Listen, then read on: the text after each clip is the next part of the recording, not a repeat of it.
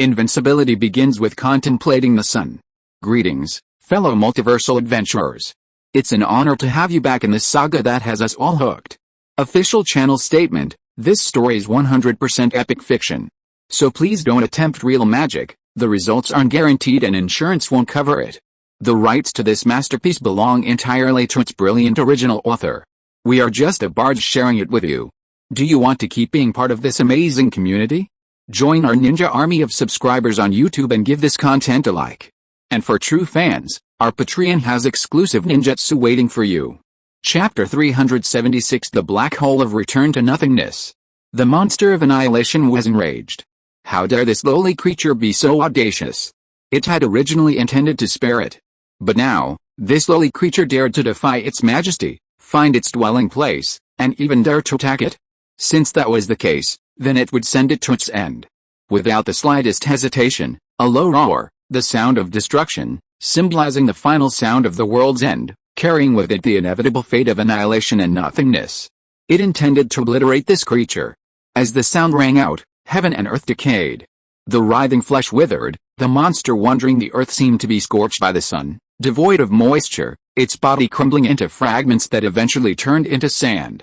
Vast numbers of the spirit worms that fed on human brains and souls died, the world a dark, oppressive mass, filled with their corpses.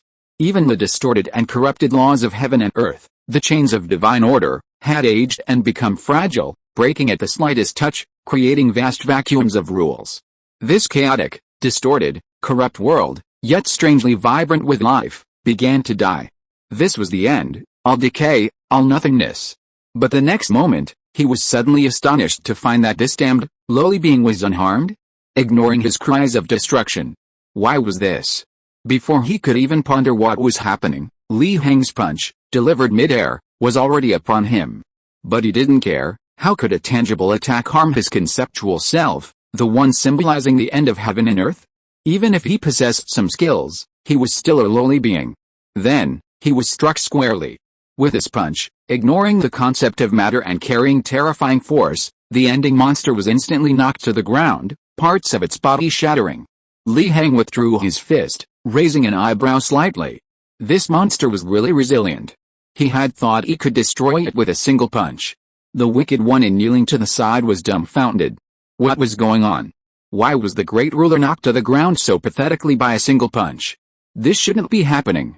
Even if the ruler had never appeared in the world, he was still a majestic being symbolizing the end of heaven and earth. The end monster was stunned by the punch. However, he quickly recovered and realized that this being was not simple, not as insignificant as he had imagined. A terrifying power lurked within its small body. But how could this world give birth to such a powerful being? Doubts arose in his mind, and then, as great as he was, he already knew the ins and outs. So it was a being from the modern era? That made sense. But that was good too. If he could eliminate this being, this powerful being, in this era, then bringing destruction and end to the present era would be much easier, right? The chaotic intelligence pondered carefully and stood up. Of course, as a conceptual monster, this standing up was different from the standing up of an ordinary being. It was equivalent to a conceptual shift, like waking up from sleep, or being reborn from death. Heng clenched his fist. He didn't mind throwing a few more punches. After all, this punching bag felt pretty good. However, the next moment, Heng realized that this ending monster had locked onto him. This lock wasn't a physical lock, but a conceptual one. Just like a living being has the concepts of life and death. These two concepts lock onto that being, making it impossible for it to escape. Now, this ending monster had locked the concept of ending onto him, wanting him to bring about his own end and destruction. Heng also discovered that his clone was rapidly decaying, but he couldn't stop it, or even perceive the reason. It seemed that a higher-level power had destined his demise. It could be described like a character in a story. If this character is killed by other characters or monsters in the story, then that character dies. But this character can also use its own power to resist, or escape, or turn around and kill the characters or monsters that want to kill it, thus avoiding the ending of death and destruction. There is a very complete logical chain here. Being killed means death, not being killed means not dying. But now, the author suddenly dislikes a character in the story and kills them off from a higher level, a higher dimension. This death has no reason, no logic. And this is the situation Li Heng is facing now. This makes him speechless. What is this? Summoning a higher level of power to deliver a dimensional attack? Is there no reason to be reasonable? How are others supposed to survive with this kind of method? Li Heng is sure that if anyone else were facing this, they would all be doomed. It's like everyone is playing nuclear war, and you pull out a planet-destroying cannon. How can you play like that? It's impossible. So he has to reason with this ending monster. He sighed. There was no way he could cheat. So, with a thought, he consumed his source power. At this moment, the ending monster was very happy. Because he had already sensed that under the influence of his source power, this being containing terrifying power was gradually declining, ending, and perishing. He didn't think this being could resist his source power. Because this power originated from a higher level. Even, it transcends space and time. It was his ultimate authority as the end. Beings, be thankful. This power was originally meant to define the end of heaven and earth, but it has been used on you. You are now on par with heaven and earth. You have every reason to be proud. The end monster transmitted its thoughts, expressing itself in this way. Li Heng was somewhat surprised upon hearing this, because he found that this monster was more rational than he had imagined, speaking with coherence, and didn't seem like someone who was insane or chaotic. However, it was a bit too arrogant. You compare yourself to the end, but have you ever witnessed a void? Li Heng smiled lightly.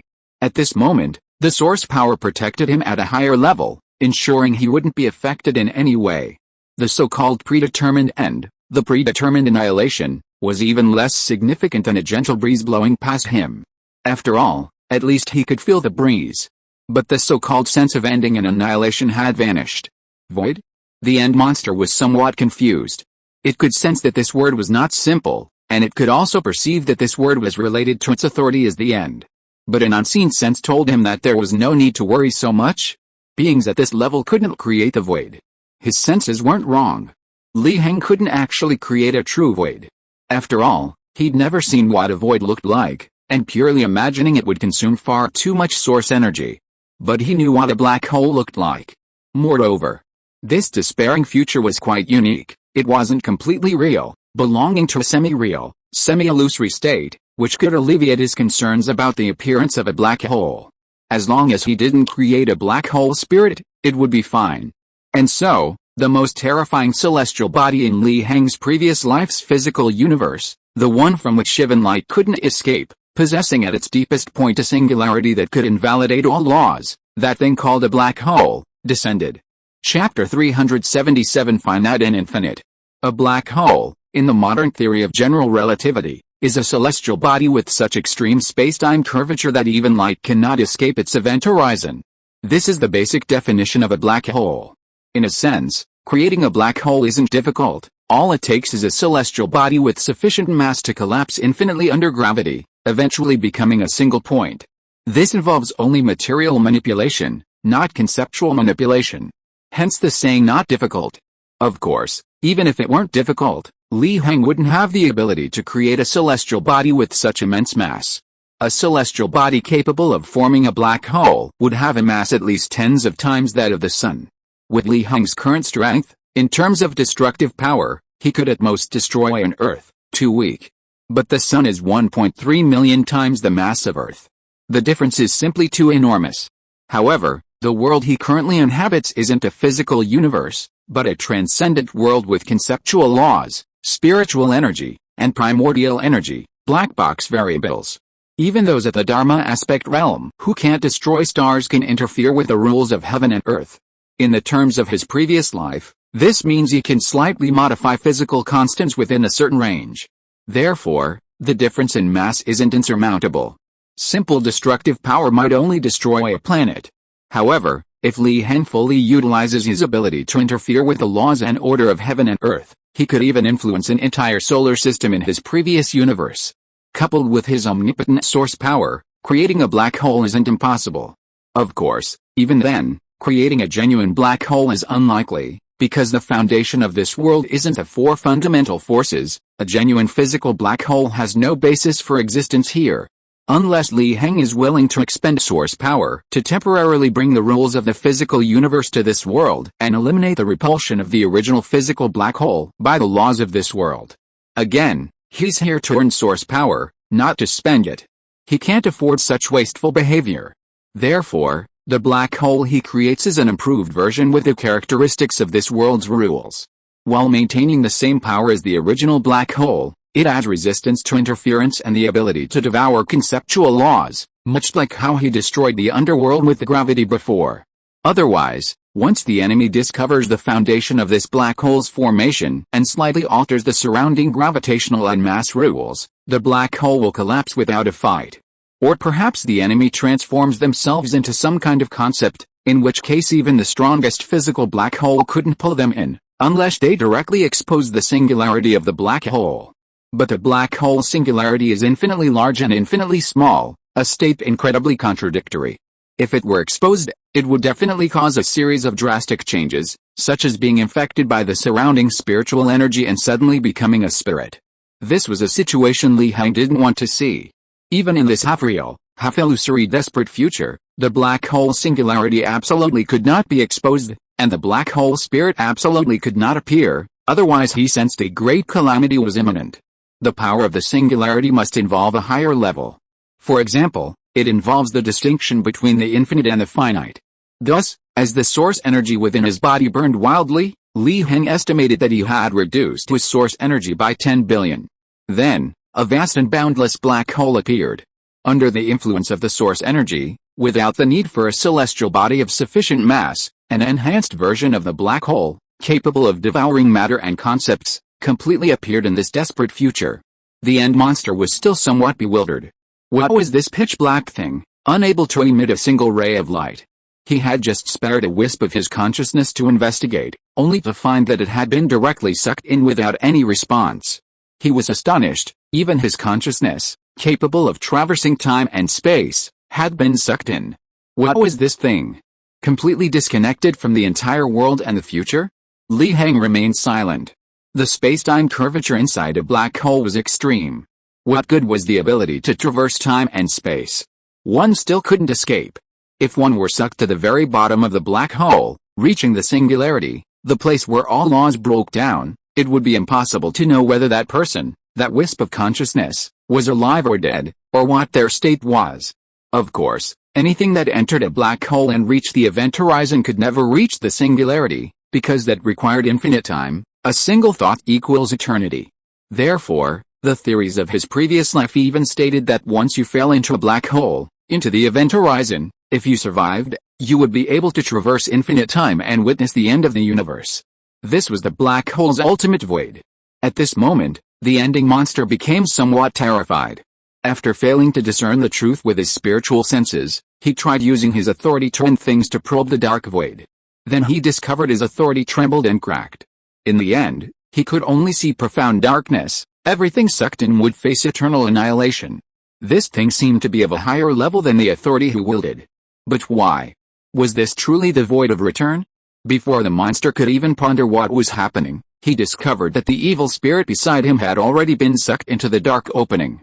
Then he found his own body being pulled by this terrifying suction, like a rampaging beast dragging him down and swallowing him whole. This puzzled the monster even more. What was going on? His body was a conceptualized body, symbolizing the concept of end. How could he, as a concept, be pulled by suction? It was as absurd as the concept of death being sucked away by a vacuum cleaner, granting immortality. Even as a monster, he found this situation absurd. Yet, it still happened. This phenomenon has affected the entire despair future, the entire chaotic and corrupt world. Matter and laws alike are being sucked into this dark abyss. Li Heng is struggling to control the black hole's power, preventing it from sucking away the human sanctuaries, and he also needs to investigate the truth behind the deaths.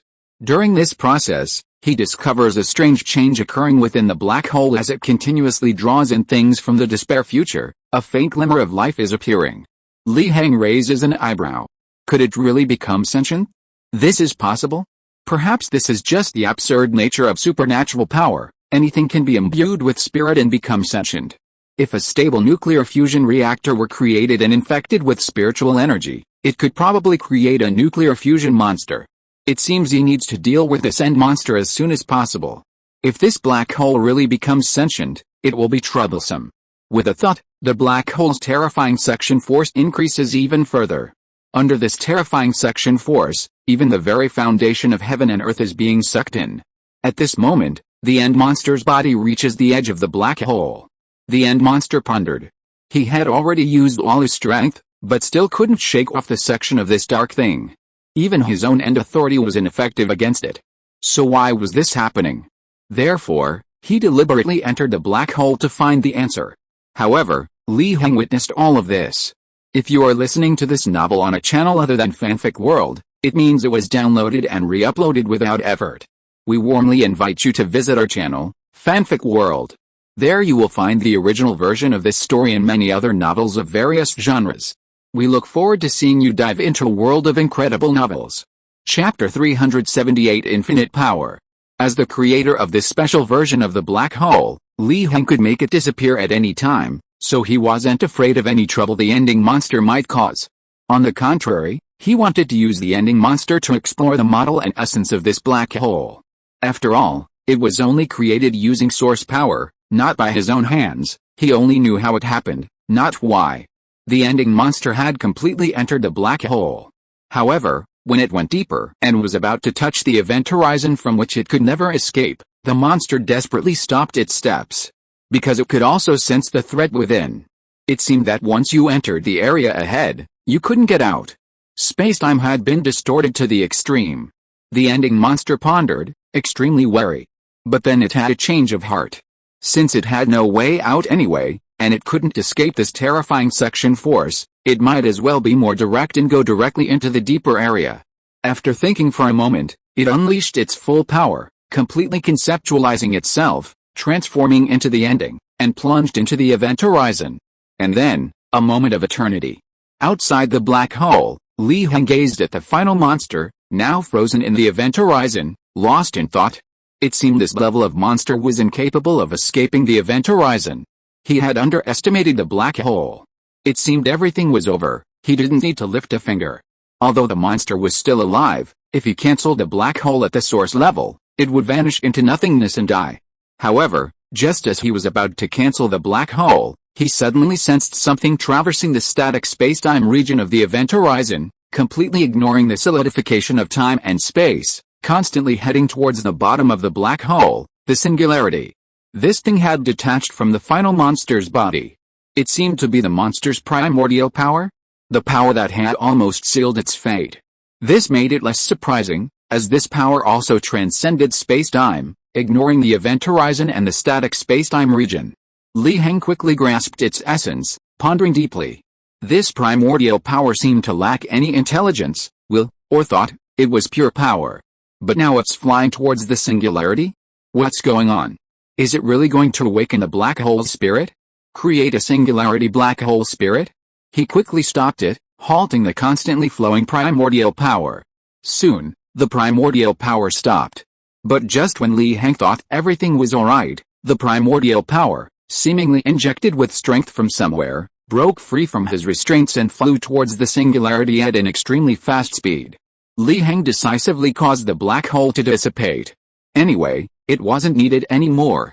He couldn't possibly devour the future human race, could he? In an instant, the black hole and the singularity slowly dissipated, returning to nothingness. The primordial power also seemed to have lost its driving force, directly freezing that void, emanating an aura of ending. Now everything should be alright, right? This thought arose in Heng's mind. Even if he had the power to decide whether the black hole existed or not, he wouldn't let this primordial power come into contact with the singularity. After all, who knew what changes might occur? One must always be cautious. He couldn't act like a protagonist in a horror movie, knowingly venturing into a haunted mountain. However, the next moment, Heng suddenly found his perspective rising infinitely, placing him above the river of time. This perspective was even higher than his original self standing on the divine bridge, allowing him to directly overlook the entire river of time. Looking forward, he could see the origin of heaven and earth. Looking back, he could see the end of heaven and earth. He raised an eyebrow slightly. What was happening? This didn't seem to be an illusion. Because he could see a vast sun at the beginning of heaven and earth, radiating boundless light, illuminating the nearby section of the river of time, resisting the calamity invading along the timeline. That seemed to be the figure of that immortal being. The immortal being seemed to sense Li Heng's gaze and looked in his direction. However, it seemed to see nothing, revealing a puzzled look before looking away. This surprised Li Heng even more. What state was he in now? Even that immortal being couldn't see him? Hello, Creator. Just as Li Heng was carefully considering his current state, a detached voice sounded in his ear. He looked up and saw a point. A point that was both infinitely large and infinitely small. This state was highly contradictory, logically conflicting, and shouldn't exist in the world, yet it had appeared and he could perceive it. Very strange. And that sentence just now, it seemed to have come from this point? You are. Li Heng hesitated for a moment, about to speak. But the voice rang out again, interrupting him. It also meant he didn't need to ask any more. As you can see, I am the singularity in the black hole you just created, a singularity that has awakened sentience and possesses intelligence, which is what you perceive as a black hole spirit. Li Heng frowned upon hearing this. That shouldn't be the case. I cancelled that black hole, and the singularity of that black hole didn't awaken sentience. I didn't let that primordial power of termination approach the singularity. He was absolutely certain and didn't think anything unexpected would happen. The singularity was silent for a moment, then spoke again. Creator, you are right.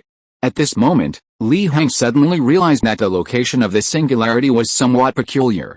If we take the spacetime river below as a reference, this singularity is located in the ethereal future. In other words, the singularity that awakens sentience doesn't exist. But why is that? Li Heng was even more puzzled. Because the future is ethereal, equivalent to non-existence, there simply can't be any supreme powerhouse in the future who could interfere with the present or past. If it weren't for this inexplicable calamity, the essence of its mysterious power transcending spacetime, a true natural disaster raging across the vast void, locking onto a hopeless future and making it destiny, then the hopeless future would also be illusory and non-existent. It wouldn't be able to interfere with the present or past at all. Wait, could it be? Li Heng suddenly thought of a possibility and exclaimed in astonishment, you control infinite power? The singularity's nature is extremely special, infinitely large, infinitely small. This special state makes all laws indescribable and inexplicable, essentially rendering these laws invalid. This wouldn't be a big deal in the physical universe of his previous life. After all, it's just a special structure.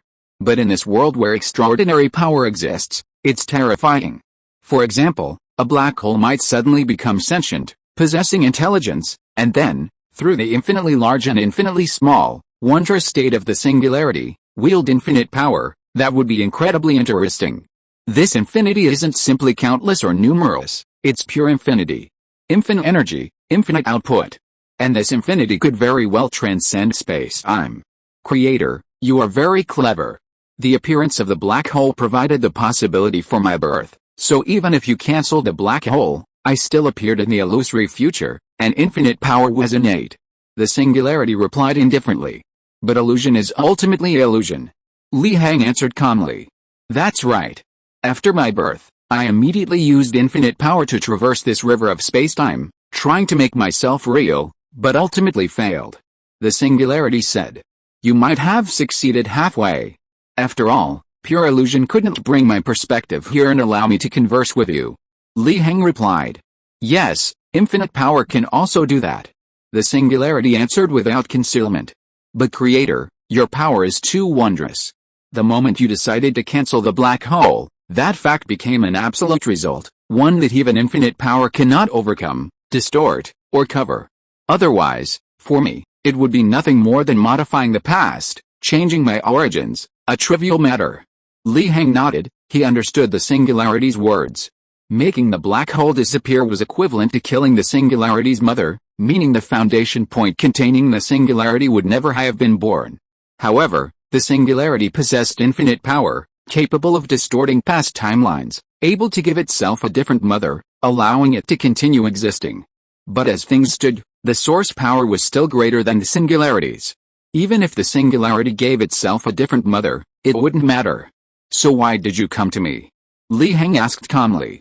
Please, Creator, retract your decision and reappear the vanished black hole, making me real. The real me, possessing infinite power, might be able to help you resolve that inexplicable calamity that has plagued you for so long, the singularity said. Li Heng smiled slightly. That's a good suggestion, but allow me to refuse. Chapter 379 The Gospel.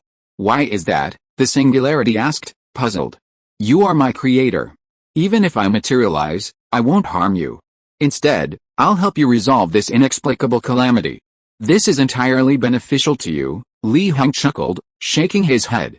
If I'm not mistaken, that final, primal force flying towards the Singularity was your doing, wasn't it? The Singularity fell silent for a moment. Yes.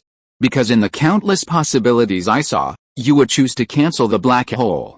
To allow me to be born as quickly as possible, I had no choice but to do so. Heng's smile deepened. Isn't that obvious? Inconsistent loyalty means absolute disloyalty. Besides, you are merely my creation. Why would you act behind my back? This question silenced the Singularity once more. Heng was now calm. He was certain that this sentient black hole spirit, the Singularity monster, was not merely a creation of his. Something must have been mixed in, such as the final, primal force.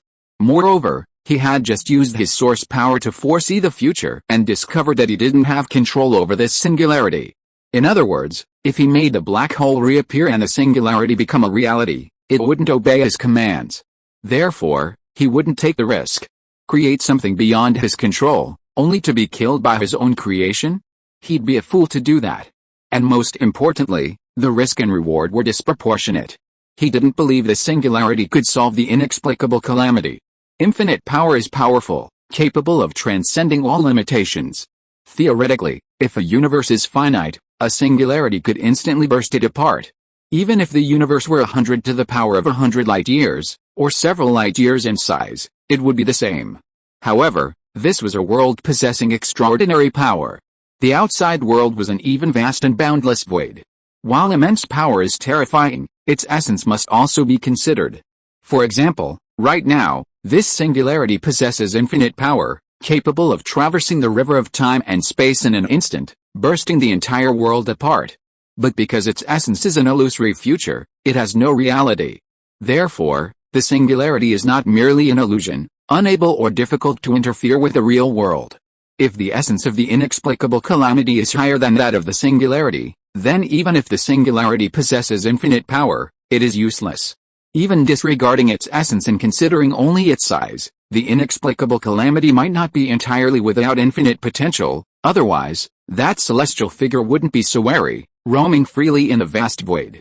In this case, the Singularity cannot resolve this inexplicable calamity. Moreover, in a sense, infinity can be categorized. Otherwise, the physical universe of the previous life wouldn't have contained so many black holes and singularities without being overwhelmed. To give a perhaps less vivid example, in mathematics, natural numbers extend from 0, 1, 2, 3, 4, 5 to infinity. Therefore, natural numbers are also infinite. However, real numbers encompass natural numbers. Real numbers also have the same numbering of 0, 1, 2, 3, 4, 5, extending to infinity. But in addition, real numbers also have decimal points like 1.2 and 1.3. These numbers are beyond the scope of natural numbers and do not belong to the category of natural numbers. It can be seen that although both are infinite, real numbers are larger than natural numbers. Therefore, once the infinity of the singularity is less than the infinity of the inexplicable calamity, the two will not even be considered evenly matched.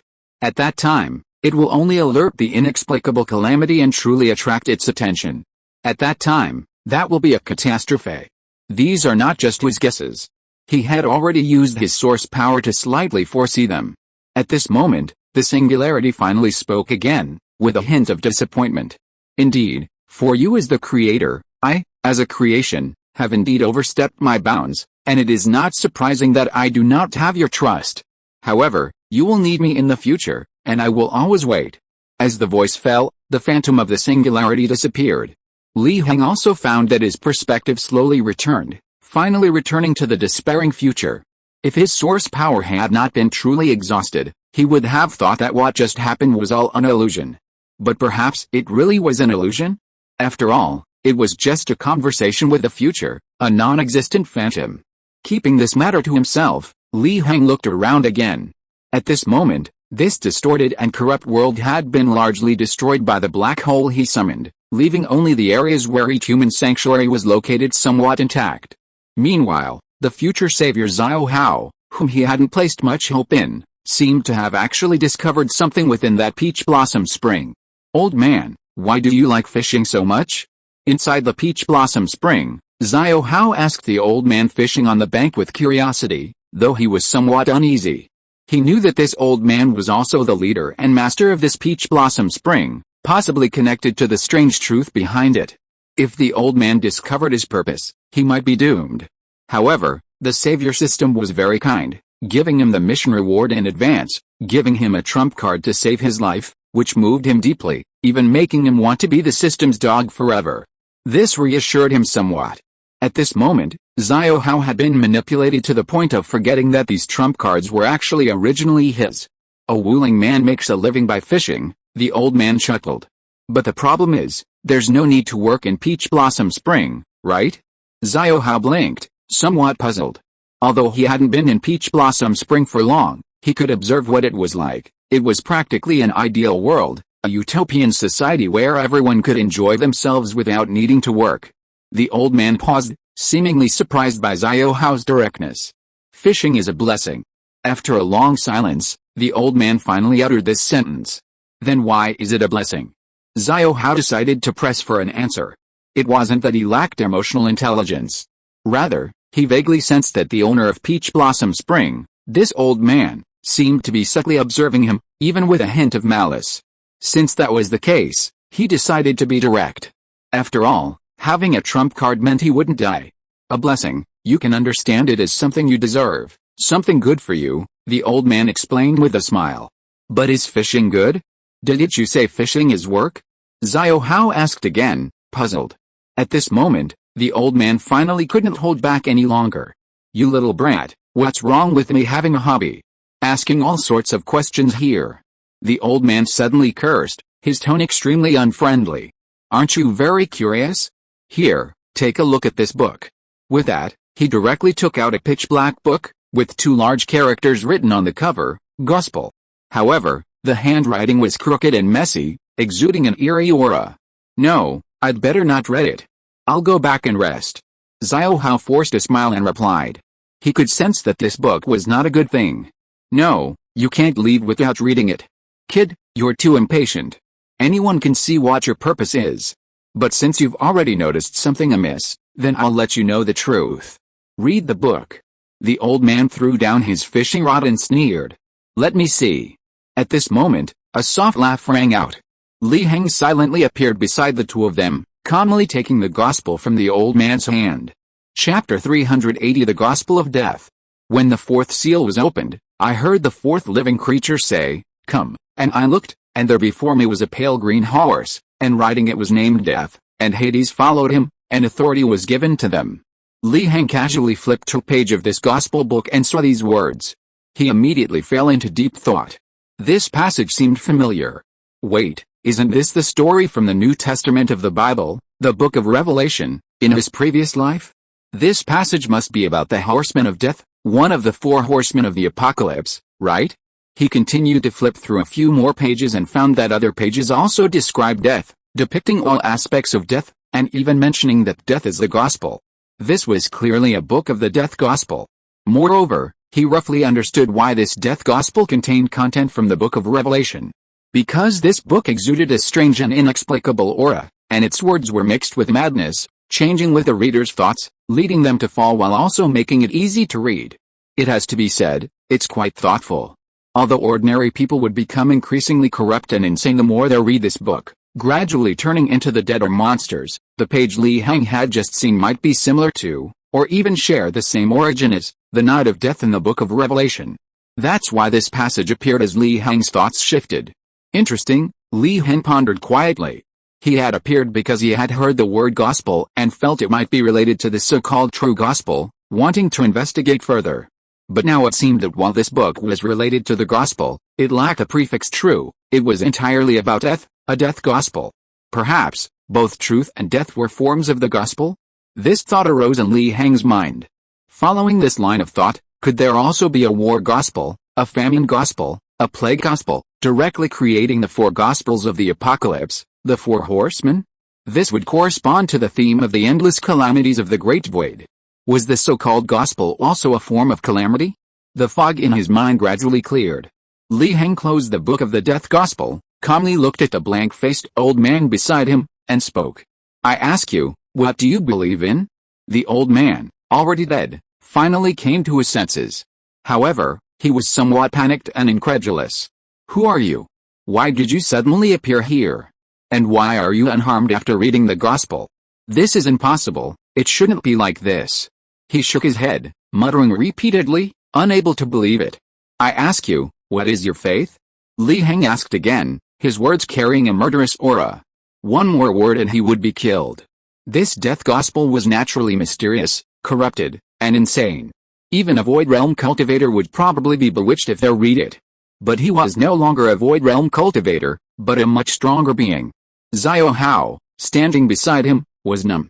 He chose to lie down. After all, the big shot was right next to him, what could he do? And what is your faith? The old man, trying to calm himself down, also asked. Li Heng smiled slightly. I believe in the true gospel. The true gospel? The old man was astonished. How, so you're a heretic? How dare a mere heretic appear in the pasture of death? Upon hearing these words, the old man seemed to lose his mind, speaking angrily. Completely ignoring Li Heng's power, in short, he was courting death. Li Heng raised an eyebrow slightly. He had only answered casually, trying to bait someone, and now it seemed he'd actually caught one? Were the gospel of truth and the gospel of death competitors? But what were they competing for? So what? I can crush you with a flick of my wrist. Hearing this, the old man's anger seemed to be doused with cold water, quickly calming him down. His gaze towards Li Heng was now filled with fear and hatred. Even if you send me to eternal silence, it's merely returning me to the embrace of my lord, returning me to the great death. Then I'll crush you. Li Heng nodded, about to attack, since he was so defiant. At this moment, the old man quickly spoke up. Wait, slow down. Heretic, I can give you a chance. The old man with a dead expression said solemnly, hiding his fear well. Convert to the faith of my lord, the great death. Death is the ultimate gospel, the true gospel. So-called truth is nothing but heresy that deviates from death. This old man with a dead actually began to recruit Li Heng. Hearing this, Li Heng became interested. He started to argue. What makes you say that death is the true gospel? Don't you know that some beings sleep eternally, but are not dead? In the mysterious eternity, even death itself will vanish? Li Heng said with interest. What are you talking about? Delusion? The old man with the dead said somewhat confusedly. Obviously, what Li Heng said was outside his knowledge. Or rather, it had never appeared in his worldview, and he had never thought of anything that could transcend death. Li Heng shook his head, his interest greatly diminished. Alright, let me ask you. You say this is a pasture of death? Why? Isn't the main theme here chaos, the unknown, and madness? This has absolutely nothing to do with death.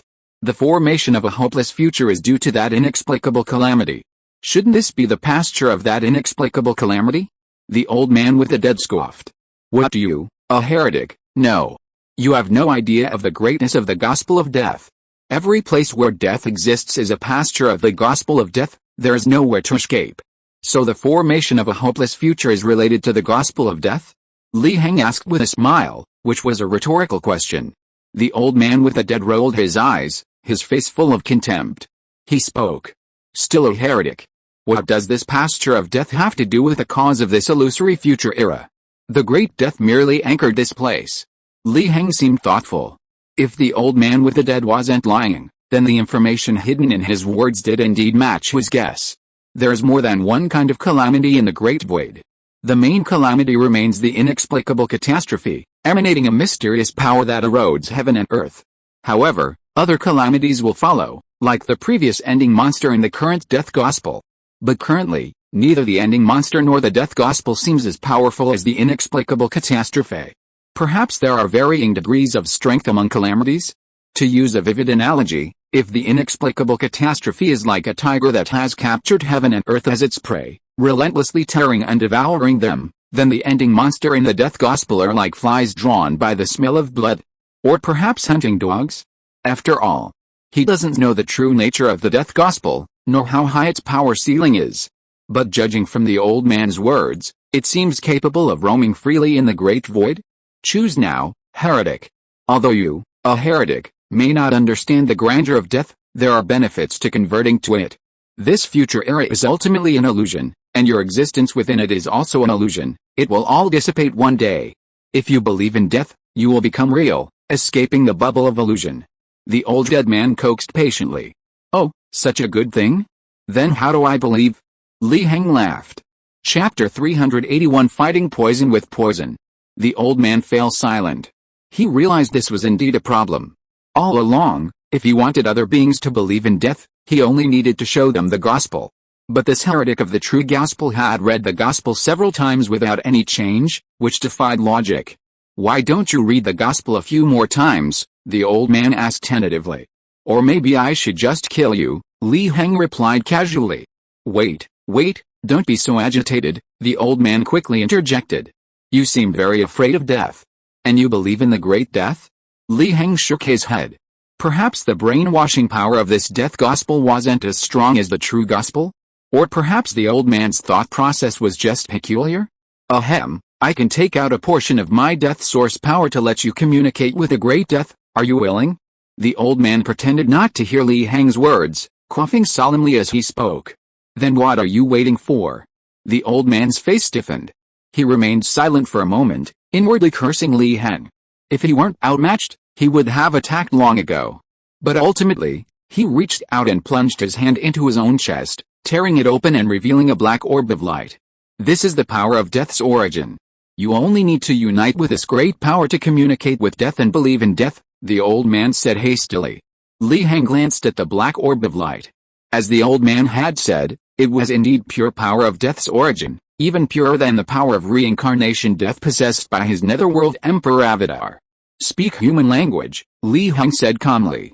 Just put this orb into your body, the old man said, not daring to keep him in suspense. He could sense that this heretic's patience was dwindling, so he couldn't afford any mishaps at this crucial moment. Li Heng seemed thoughtful. The reason he'd been wasting time talking to this old man was primarily to find out what this so-called gospel of death, really was, so he could better plan for the future. And to uncover the truth, pretending to believe in the gospel of death was a good option. After all, he was only an avatar here, and he still had plenty of source energy. He wasn't worried about failing. In fact, because the black hole had destroyed most of the distorted world and killed many monsters, his source energy had actually increased, reaching over 200 billion. Li Heng wasn't wasting time and merged the black light sphere into his body. At this moment, the old man's heart finally felt relieved. He knew he had won, his body contorted in ecstasy. Li Heng felt his current state was strange, his spirit seemed to have traversed endless void and time, arriving at a mysterious place, where a voice existed. A voice called death. The voice rippled and resounded, echoing in the vast void, permeating countless worlds, seemingly the ultimate, eternal truth. Li Heng's eyes gradually became hazy, death echoing in his mind. Death was ultimate, true, and eternal. Death is the destination of all, and also the gospel of all. The endless truths of death echoed in his mind. Until, he triggered the source energy protection mechanism that Li Heng had specially set up. Then, instantly, Li Heng regained his sanity. The so-called truths of death still resonated, but they no longer affected his mind. Li Heng calmed his mind and pondered. Is this the truth of the gospel of death? No. What he was currently encountering was perhaps only the surface of the gospel of death, a shape with that outline, not its true essence. After all, it's impossible to know everything immediately just by pretending to believe. However, this was already terrifying. He had only heard the echoes and aftershocks of the gospel of death, merely recognizing the surface, yet his mind had already been overwhelmed, sinking into its depths. If it weren't for the source energy, he would have truly collapsed, at least this clone would be ruined. Listening more carefully, Li Heng suddenly realized that it seemed there wasn't only the voice of death, but also other noises. However, these noises seemed too far away to be heard clearly. He slightly enhanced his hearing with source energy. Although he still couldn't hear clearly, Li Heng caught two words, truth. Perhaps this was the so-called true gospel? Li Heng wanted to investigate further, but he discovered that these noises didn't appear all the time. Now, these noises were drowned out by the sound of death, making them impossible to investigate. Moreover, a premonition arose in his heart. He shouldn't investigate recklessly, otherwise, a great calamity would surely follow. He himself might be able to withstand it, surviving or at most fleeing, but the world certainly couldn't bear it. After waiting a while, he found no new changes. Li Heng sighed, and with a thought, returned to reality. Anyway, he had still gained something. Li Heng slowly opened his eyes. The old man beside him was overjoyed at the sight. Praise be to the great death. In the old man's view, Li Heng had now become a believer in death and would never make any mistakes, so there was no need to ask. This wasn't arrogance. The old man was well aware of the greatness of the gospel of death. And his prediction was correct. If Li Heng hadn't possessed extraordinary source power, this clone would have definitely failed. At this moment, Xiao Hao, lying flat beside him, was also somewhat uneasy. This old man was being far too happy. Could this big shot have really fallen for a trap? That shouldn't be the case. Then, the next moment, Li Heng's words plunged Xiao Hao into an icy abyss. That's right, praise the great death. Li Heng smiled slightly. But I'm a little curious, how far has the ranch progressed? Have all humans become dead? The old man shook his head. No, some humans are still in a state of living dead, but it's not far off. They are completely unaware that they are transforming into the dead. Sooner or later, they will embrace the great death. Li Heng nodded. What if something goes wrong after dragging it out for so long? The old man laughed. That's impossible. As long as the sound of death can still resound in this era, the process of humans becoming dead is irreversible, and all living beings will eventually return to the great death. Then killing you wouldn't be a problem, right? Li Heng asked. Of course. The old man nodded smugly. All right, die then. Li Heng slapped the old man's shoulder, shattering his body, soul, and spirit. A sensation of source energy flowing into his mind rang out. He clapped his hands, glancing at Xiao Hao, who had been trembling before but now froze, his face blank, after Li Heng had killed the old man. Why do you look so scared, kid?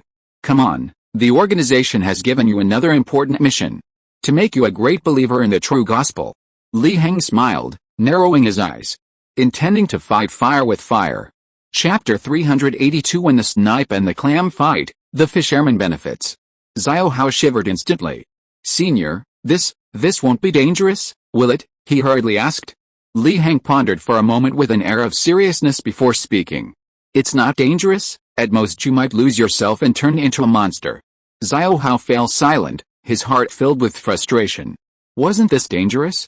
He was just immortal, not an immortal. Alright, put this wisp of energy into your body. Li Heng reached out. A strange, inexplicable wisp of energy, seemingly the true energy of the world, floated in his hand, something connected to the true gospel.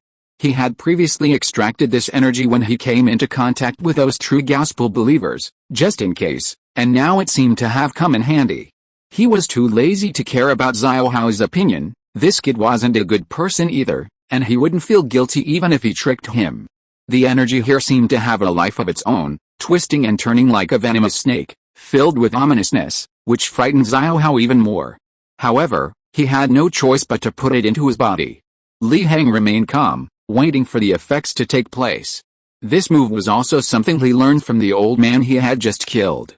Through this wisp of aura, he connected Xiao Hao with the true gospel, thus guiding it into this despairing future. As long as the death gospel and the true gospel were in competition, they would clash in the despairing future. He could then take the opportunity to expel the influence of death, restoring those humans who had already become dead or were in the process of becoming dead, finally completing the true cleanup. Of course, if this move didn't work, it wouldn't matter. At most, he wouldn't save the future humans.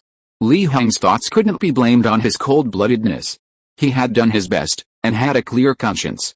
After merging with the true aura there, Xiao Hao stood there, stunned, his eyes glazed, constantly muttering the word true, his expression growing increasingly fanatical.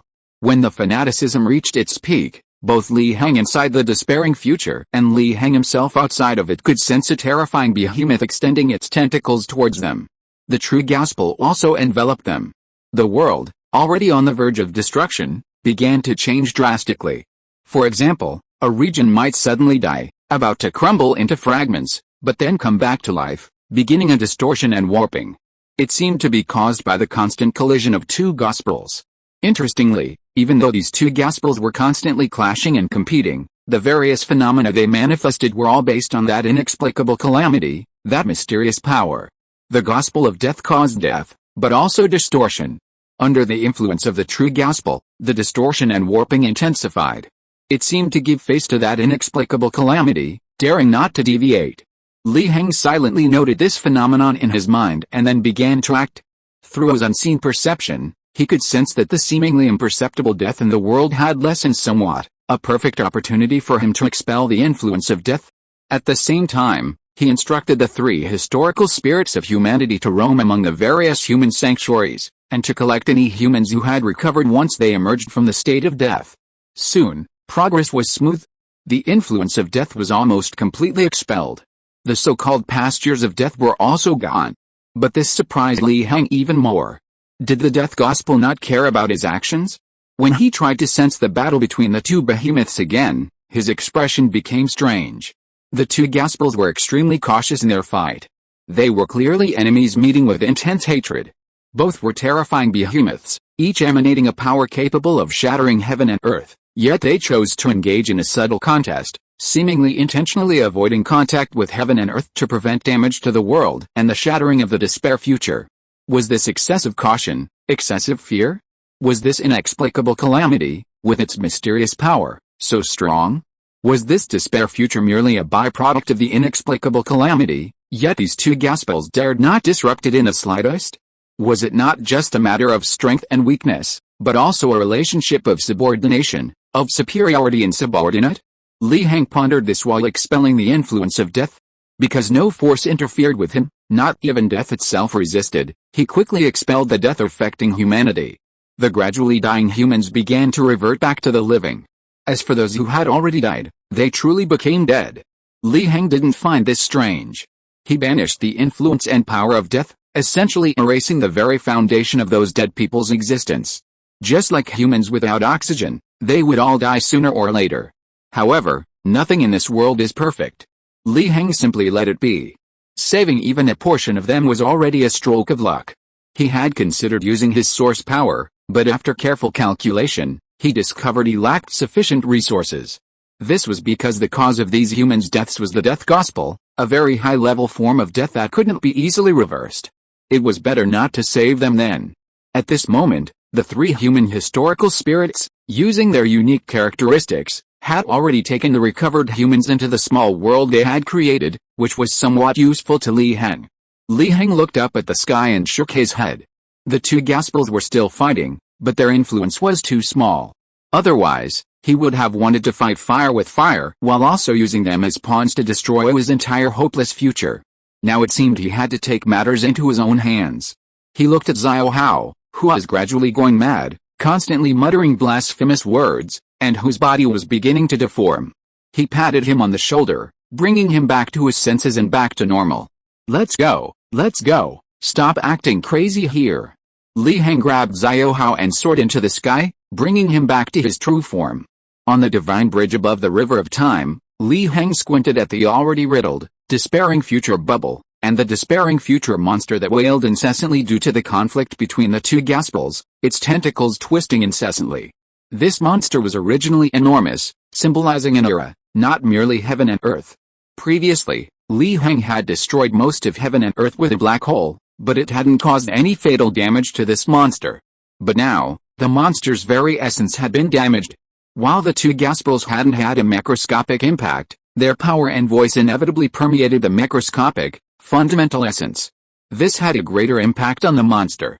After all, this monster's formation was due to that inexplicable calamity, that mysterious power.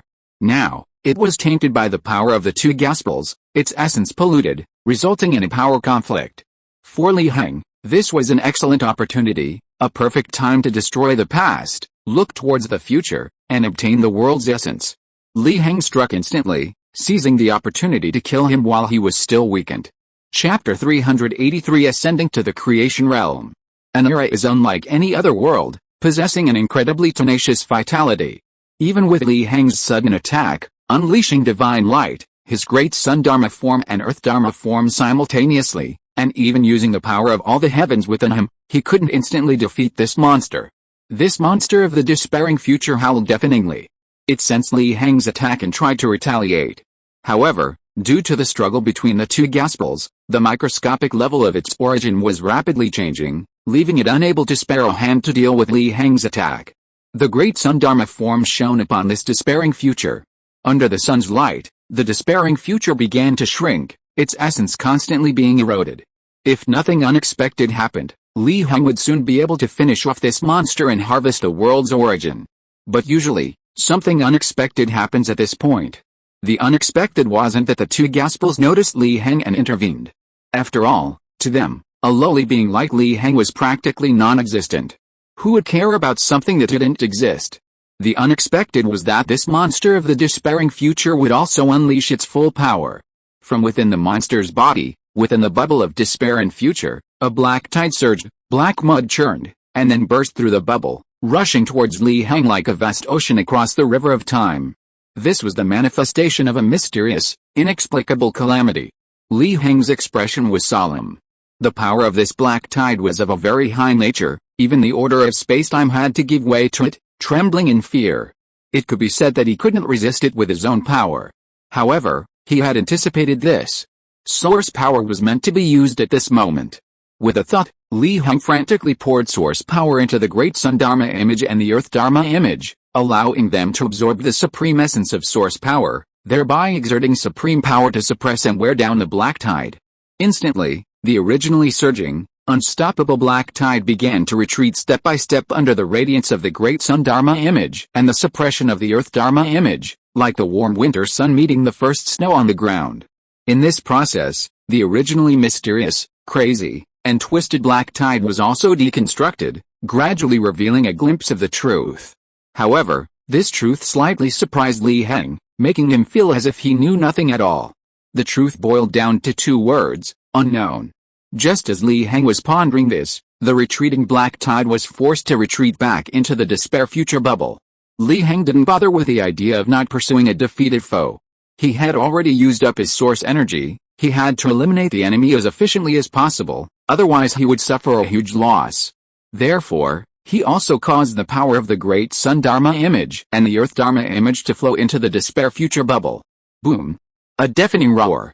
The power of the two Dharma images raged within the despair future bubble and within this monster's body, unleashing immense power, destroying everything and causing the surrounding river of time to tremble. Even if Li Heng was now just a fish in the river of time, he was still a large fish. His source energy was being consumed rapidly, almost depleted. Yet, Li Heng's expression remained calm.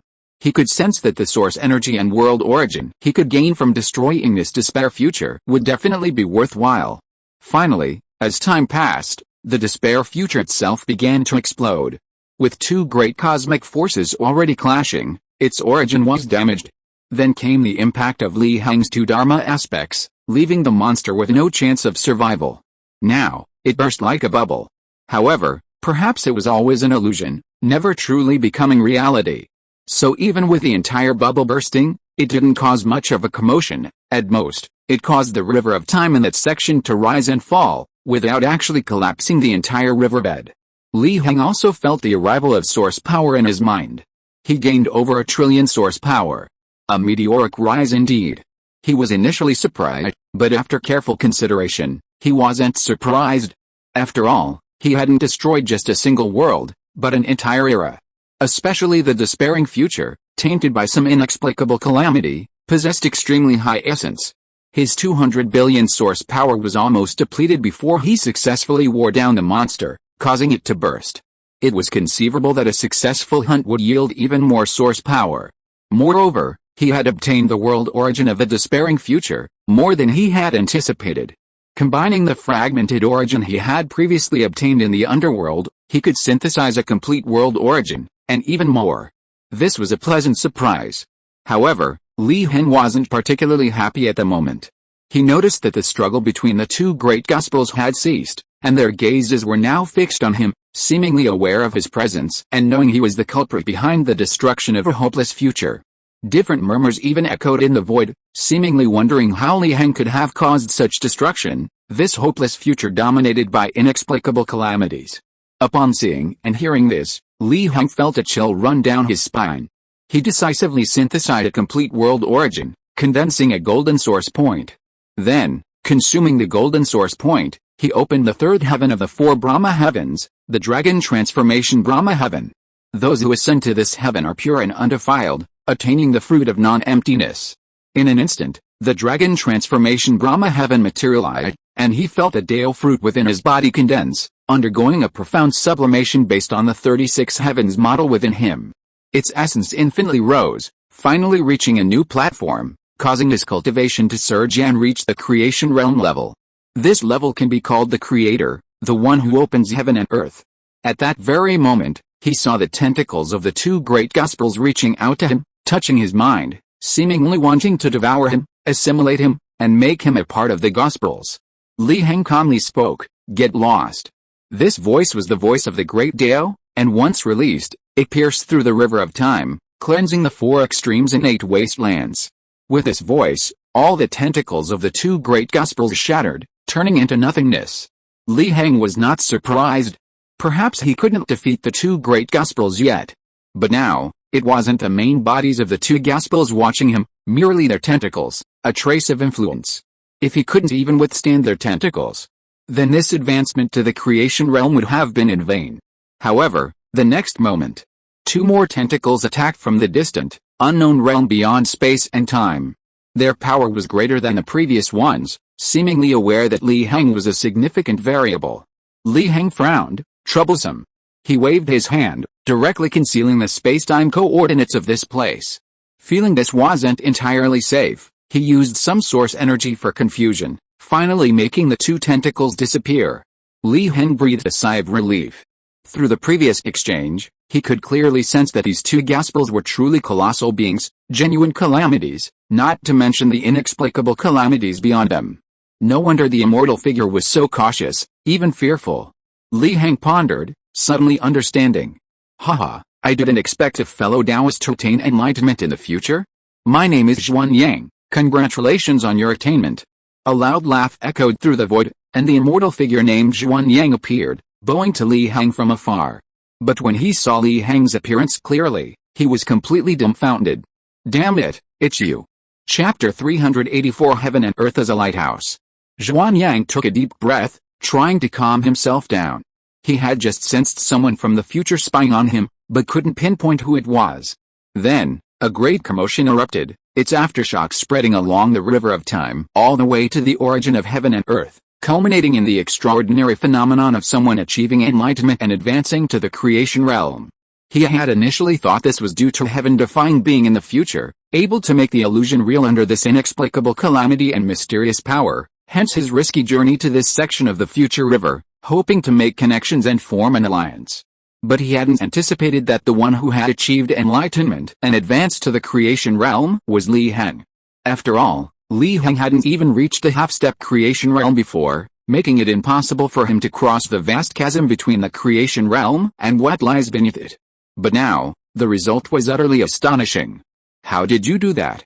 Being a deity, Zhuanyang regained his composure and asked in bewilderment. It was just a natural progression, Li Heng smiled slightly. Zhuanyang was speechless. A truly natural progression. Are there really races and beings in the great void who can naturally advance to the creation realm? Are you kidding me? That's a true leap in the essence of life. However, he couldn't say anything, as everyone had their secrets. Now that you've advanced to the creation realm, that despairing future must be gone, right? Zhuanyang looked at the surrounding void, sensing the lingering echoes of the era's destruction, and was deeply moved. He had long observed this so-called despairing future. However, he was currently in poor condition, on the verge of death. He could defeat the despairing future monster, but couldn't destroy it.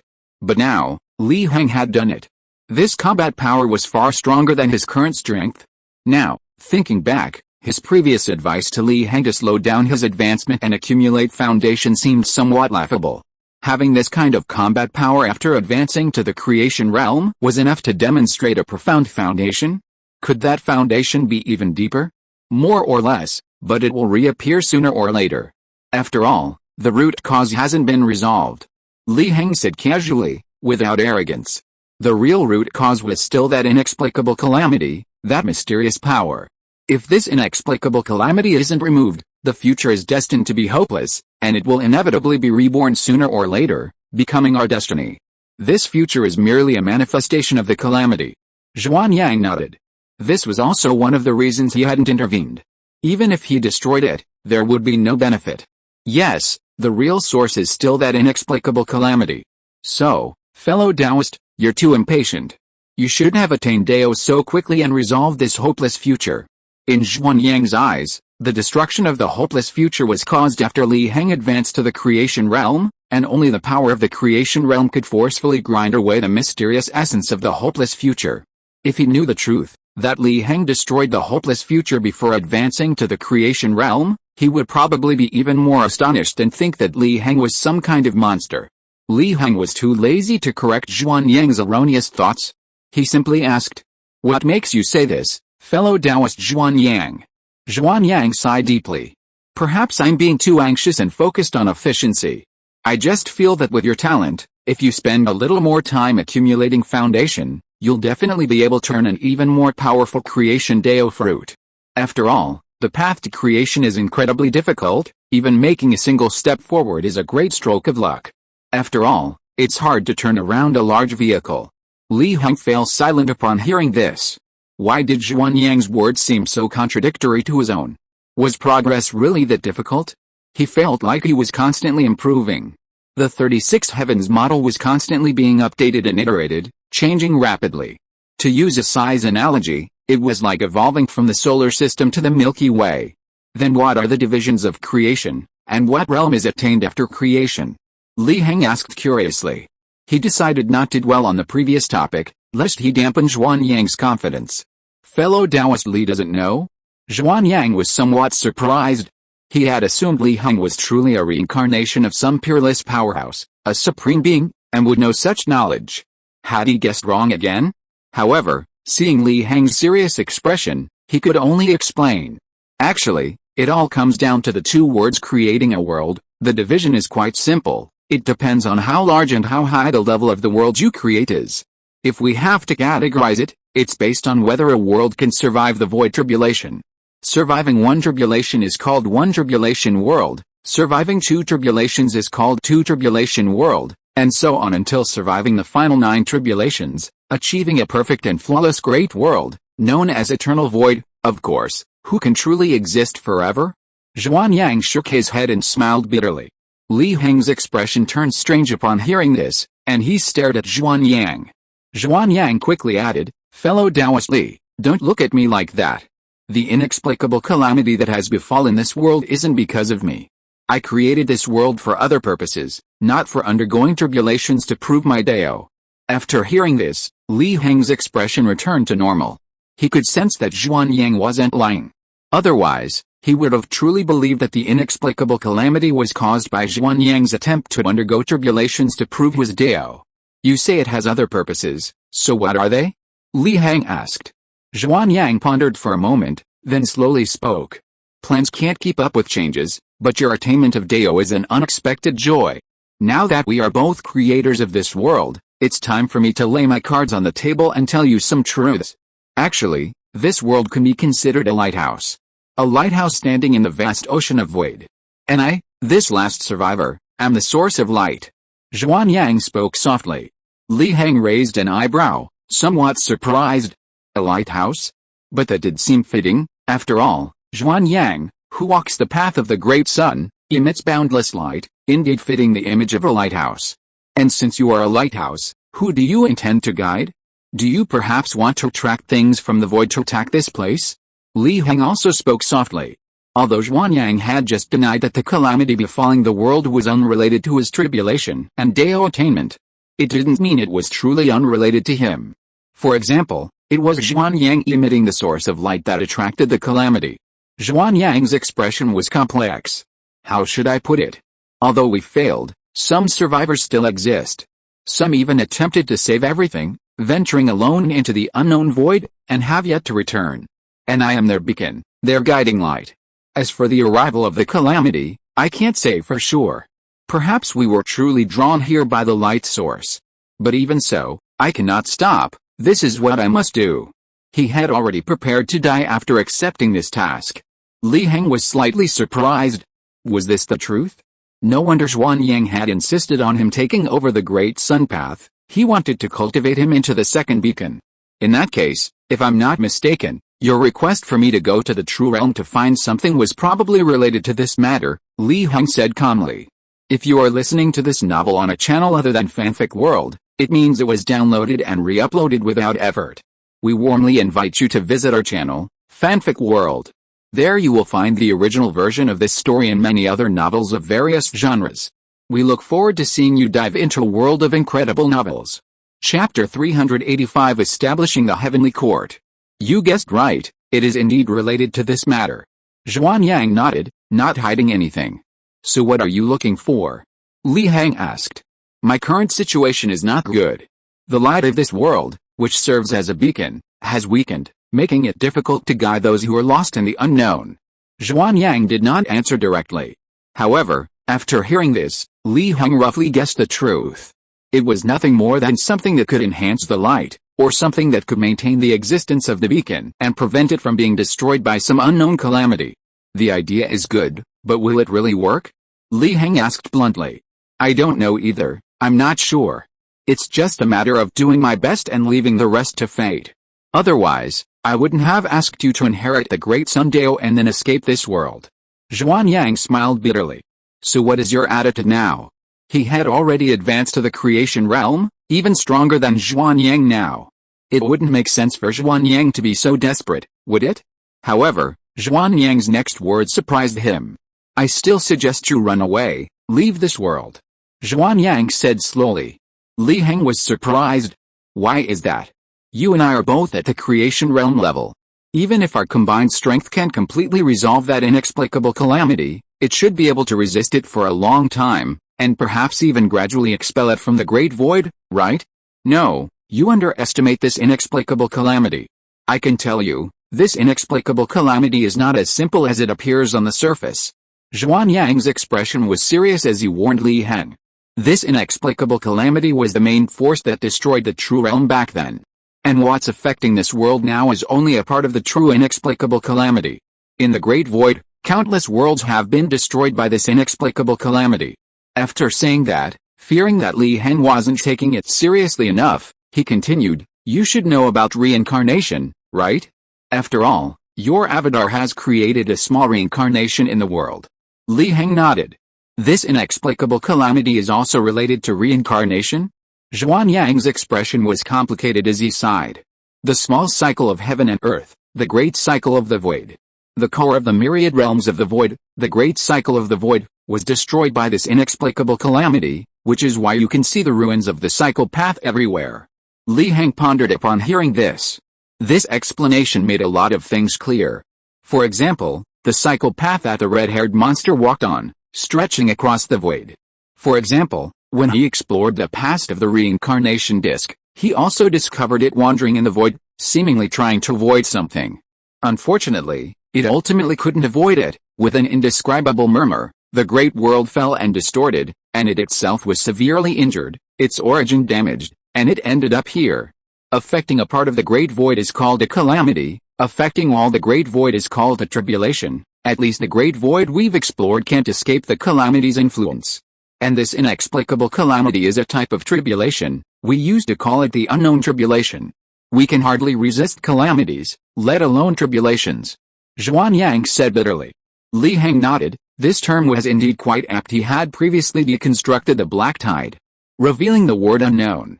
These two words might very well be the truth. Moreover, if calamities are divided into calamities and tribulations, it wouldn't be hard to explain why the two great saviors are so wary of the unknown calamity. The savior is the calamity, the unknown is the tribulation. I see. But don't worry, I won't run away, Li Heng said with a smile after thinking for a moment. Xuanyang was stunned.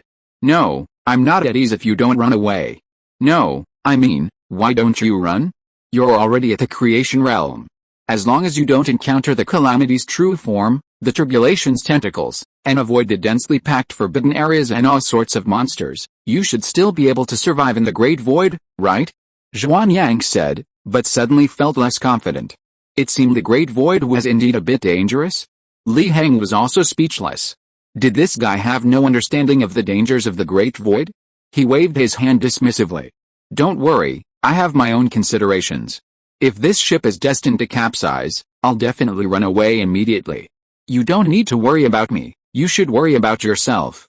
Xuanyang was taken aback, but nodded in deep agreement. It seemed he really didn't need to worry about Li Heng's safety. From a mere mortal to the transcendent creation realm, only a few years had passed. Even ascension in broad daylight wasn't that fast. It practically broke the known record of the Great Void. So what are your plans now? Xuanyang asked. To go and have a look around that so-called true realm, and while I'm at it, get that thing you mentioned. The lighthouse, the unknown, I'm very interested in them. Li Heng smiled. Xuanyang was instantly moved. He had thought that after Li Heng advanced to the creation realm, he wouldn't go to such a dangerous place as the true realm. He hadn't expected that he had been so suspicious of Li Heng. Looking at Xuanyang's expression, Li Heng knew he had misunderstood something. What was he, Li Heng, going to the true realm for? Of course, it was for source power, and more source power. At most, he would add some world origin and condense golden source points. Otherwise, why would he go to such a god-forsaken place? But he was too lazy to explain. Let Xuanyang be moved by his own actions. The hopeless future is temporarily shattered, staying here is useless. I'll go back and clean up this mess. Li Heng bid farewell to Xuanyang and strode back to the present, defying time. Reversing the flow of time in a realm of creation was effortless for him. Xuanyang snapped out of his self-pity, watching Li Heng's departing figure with a sigh. Fellow Taoist Li is indeed a good person. He wasn't too impulsive, he shouldn't have advanced so early. He surveyed the surrounding void of this section of the future river. Suddenly, he froze. Why were there still two kinds of calamities lingering here? It seemed they had fought fiercely here before. But why was everything calm now? Could it be that fellow Taoist Li intervened? A thought popped into his mind, and he exclaimed in shock, how is this possible? Stopping two calamities single-handedly? Is this really someone who just advanced to the creation realm? In this era, ever since many powerful figures in the present witnessed Li Heng constructing a divine bridge to the future, many had tried to ascend it and follow in Li Heng's footsteps to conquer the future. Unfortunately, all had failed. The divine bridge still existed, but it was like the moon reflected in a well, visible but untouchable, impossible to step on, leading them to doubt whether it was even a complete illusion. Rumors circulated because of this. For example, could something have happened to that being? Until Li Heng returned, stepping onto the divine bridge, his imposing presence dominating the fourth level of the world, cleansing the 8 wastelands in 6 directions, sweeping away all demonic influences, shattering all evil, and restoring a portion of clarity to the world. He looked down upon the present world and shook his head. This world had indeed been ravaged by calamity. But this did not deter him. He then spoke loudly, I, the Venerable One, wish to establish a supreme heavenly court to suppress heaven and earth. Chapter 386 Investiture of the Gods. These words caused an uproar. A heavenly court? This supreme being, returning from a future conquest, actually wanted to establish a heavenly court? The words heavenly court represented immortals and gods.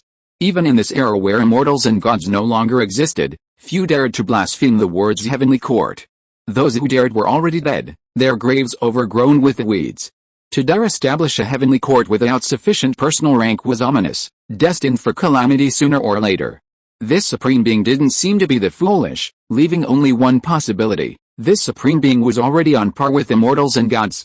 Many powerful beings in the celestial realm gasped in shock, utterly astonished, some even wondering if they were dreaming.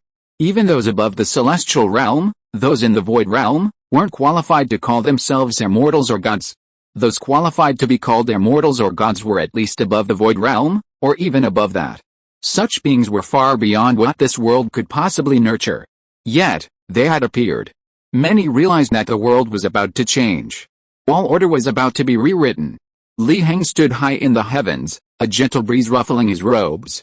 He was well aware of the risks of establishing a heavenly court, but with his visualization abilities and the power of source energy, he was unafraid of such risks. He wasn't establishing the heavenly court to show off his divine power, but to resolve the current dire state of the world. The world's self-regulation was no longer sufficient. A heavenly court was necessary to grant amnesty to the gods and artificially suppress all parts of the world, preventing further distortion and corruption. This would also allow him to extricate himself and travel to the true realm. The void ripped open, and Zhuan Yang's figure appeared. He looked at Li Heng in shock. You resolved the invasion of 2 calamities in the future era? Zhuan Yang asked hastily. Li Heng raised an eyebrow. 2 calamities? Are you referring to those 2 great blessings? If so, then I did resolve them. Why is that so strange? Any creation realm cultivator could do that? Zhuan Yang was speechless. What did he mean by any creation realm cultivator could do that? He couldn't. Was he not a creation realm cultivator? For a moment, Zhuan Yang was filled with a mixture of grief and indignation. This was too insulting, no, too insulting to immortals. I think you came all this way to find me not just for this matter, Li Heng continued casually. Zhuan Yang also came to his senses, suppressing his grief and indignation. You just said you wanted to establish a heavenly court? So you must be following the path of bestowing titles upon the gods and suppressing heaven and earth, right? Li Heng nodded. That's right. Is there a problem? Zhuan Yang immediately gave a half-smile. Of course there's a problem. He then waved his hand, and the river of time appeared. He pointed to the very beginning of the river of time, which had also been invaded by a mysterious calamity and was beginning to be stained black. Look at this era. Zhuan Yang pointed to an era that had been invaded by the mysterious calamity and was about to be stained black, and said slowly. Li Heng looked down and found this era very interesting. In this era, various natural deities existed between heaven and earth. These natural deities united to form something called the Divine Court, suppressing the 4 poles of heaven and earth and governing the laws and order. However, when inexplicable calamities invaded, these deities had no resistance whatsoever. They were directly corrupted and mutated by mysterious forces, turning into monsters and hordes of evil gods. The speed at which they fell was astonishing. See? This path is blocked. Zhuan Yang smiled smugly. He, the old senior, could finally show off a bit and teach him what life experience was all about. Otherwise, he would always be discouraged by this guy. Li Heng seemed thoughtful. He understood why this era of gods had fallen so quickly. These deities were all closely connected to heaven and earth and to the laws. The fall of a mountain god meant the collapse of a mountain, and if the most primordial deities like the water god and the fire god fell, then there would be no more fire or water in the world. This close connection created the powerful strength of these deities, and they even showed signs of becoming conceptual gods. However, this inexplicable calamity, this mysterious power, began to corrupt and distort the heavens and earth, the laws and order. Therefore, at the moment of the calamity, they were immediately affected. It's actually not a difficult matter. Li Heng shook his head and smiled. Not a difficult matter? Hearing Li Heng's words, Zhuan Yang immediately showed a look of doubt. He admitted that Li Heng's combat power was currently very strong, but he was confident that in terms of methods, Li Heng, who had just advanced to the creation realm, was not as good as him. Even he couldn't solve this problem. This era of gods was something he had personally supported, and it even contained some of his experience in fighting inexplicable calamities, but in the end, it still perished, didn't it? Then what method do you have? The reason these gods fail immediately is because their connection with the laws was too close, and they themselves lack the power and qualifications to protect themselves from the mysterious power. Zhuan Yang nodded. What Li Heng said made sense, but it was all nonsense. Who didn't know that? The key was what the measures were. Then all we need to do is create a transit point, loosening the connection between gods and laws, and let this thing bear the pollution of inexplicable calamities and mysterious forces, Li Heng said calmly.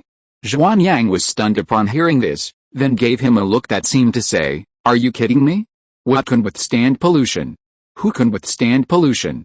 Don't forget, even at our level, direct contact with a pollution of mysterious forces would cause us to fail, Zhuan Yang said in a deep voice. Li Heng's words were practically a joke to him. They themselves couldn't withstand it, so how could they possibly create something that could withstand pollution? Even intelligent beings skilled in tool-making wouldn't create things this way. It's practically no different from primitive people building spaceships. Li Heng smiled slightly. You don't have it, but I do. This is where the omnipotent source energy comes in. However, using pure source energy seems a bit wasteful. It must be transformed through visualization and supernatural powers to create a concrete object. For this, he thought of the investiture of the gods. The investiture of the gods was used to bind the gods of heaven, while also ensuring the immortality of their true spirits. This could serve as a conduit, helping the gods withstand corruption and maintain their connection to their respective authorities. In any case, as long as more source energy was added to enhance the essence of the investiture of the gods, it wouldn't be afraid of corruption or distortion. And what he had in abundance was source energy. Moreover, he wasn't just daydreaming. His netherworld emperor Avidar followed the path of the gods, possessing ample experience in the divine way, and could completely reverse engineer the principles and model of the investiture of the gods. Then, he only needed to fill it with source energy. With a thought, source energy was consumed. A supreme golden list radiating Taoist charm was created, and upon its appearance, it resonated with the laws of heaven and earth, growing rapidly and manifesting itself throughout the world. Li Heng spoke again, his voice echoing throughout heaven and earth. The investiture of the gods is here. Heaven and man jointly signed the investiture of the gods. Chapter 387 Heavenly Power I Bestow. Zhuan Yang stared blankly. The investiture of the gods? Come to think of it, something similar did exist in their era of immortals and gods. But why did he feel that this investiture of the gods before him was far superior to theirs? It possessed an inexplicable, supreme essence. But wasn't this a joke? They had spent immense effort and resources to forge such a treasure capable of restraining gods and immortals. How could it be inferior to the investiture of the gods before them? Reason told him it was absolutely impossible. But the current situation, and the subtle glimpses he sensed, constantly told him that it wasn't impossible. Can this thing really withstand contamination? Zhuan Yang couldn't help but ask doubtfully. Li Heng smiled slightly. Fellow Taoist Zhuan Yang, just wait and see. The appearance of the investiture of the gods made the already turbulent world even more boiling. Countless beings gazed at the supreme investiture of the gods above the 9 heavens, their breathing becoming rapid. They could sense this was a great opportunity. If they could leave their names on the list and receive its bestowal, they would ascend to heaven in one step. Of course, some were happy, and some were sad. Some of the celestial beings, powerful and carefree, were filled with worry. Accustomed to their freedom and unrestrained lifestyle, they were now faced with the sudden appearance of a heavenly court, demanding they sign the investiture of the gods. Wasn't this simply an attempt to control them and bring them under its wing? Even if signing the investiture of the gods would grant them divine authority, so what? Their celestial beings already possessed immense power, fully capable of controlling and interfering with the laws of heaven and earth. What need did they have to sign? However, the moment these thoughts arose, and they considered resisting the investiture of the gods, a sense of impending death arose within them, causing those who wanted to oppose or flee to fall silent and freeze in shock. Li Heng stood atop the heavens, a slight smile on his face. Don't play chess with others. Once you start, you might lose. So, it's better to overturn the chessboard. He didn't care how many forces or powerful figures existed in the mortal world, nor whether these forces or figures were willing. At most, there could only be 2 forces, the heavenly court and the underworld. Because he could already sweep across heaven and earth, suppressing all who dared to resist. Those who resisted would die, it was that simple. With the calamities and pollution worsening, he had no time for playing games within the world. He needed decisive action, a swift and decisive victory, to truly preserve this realm.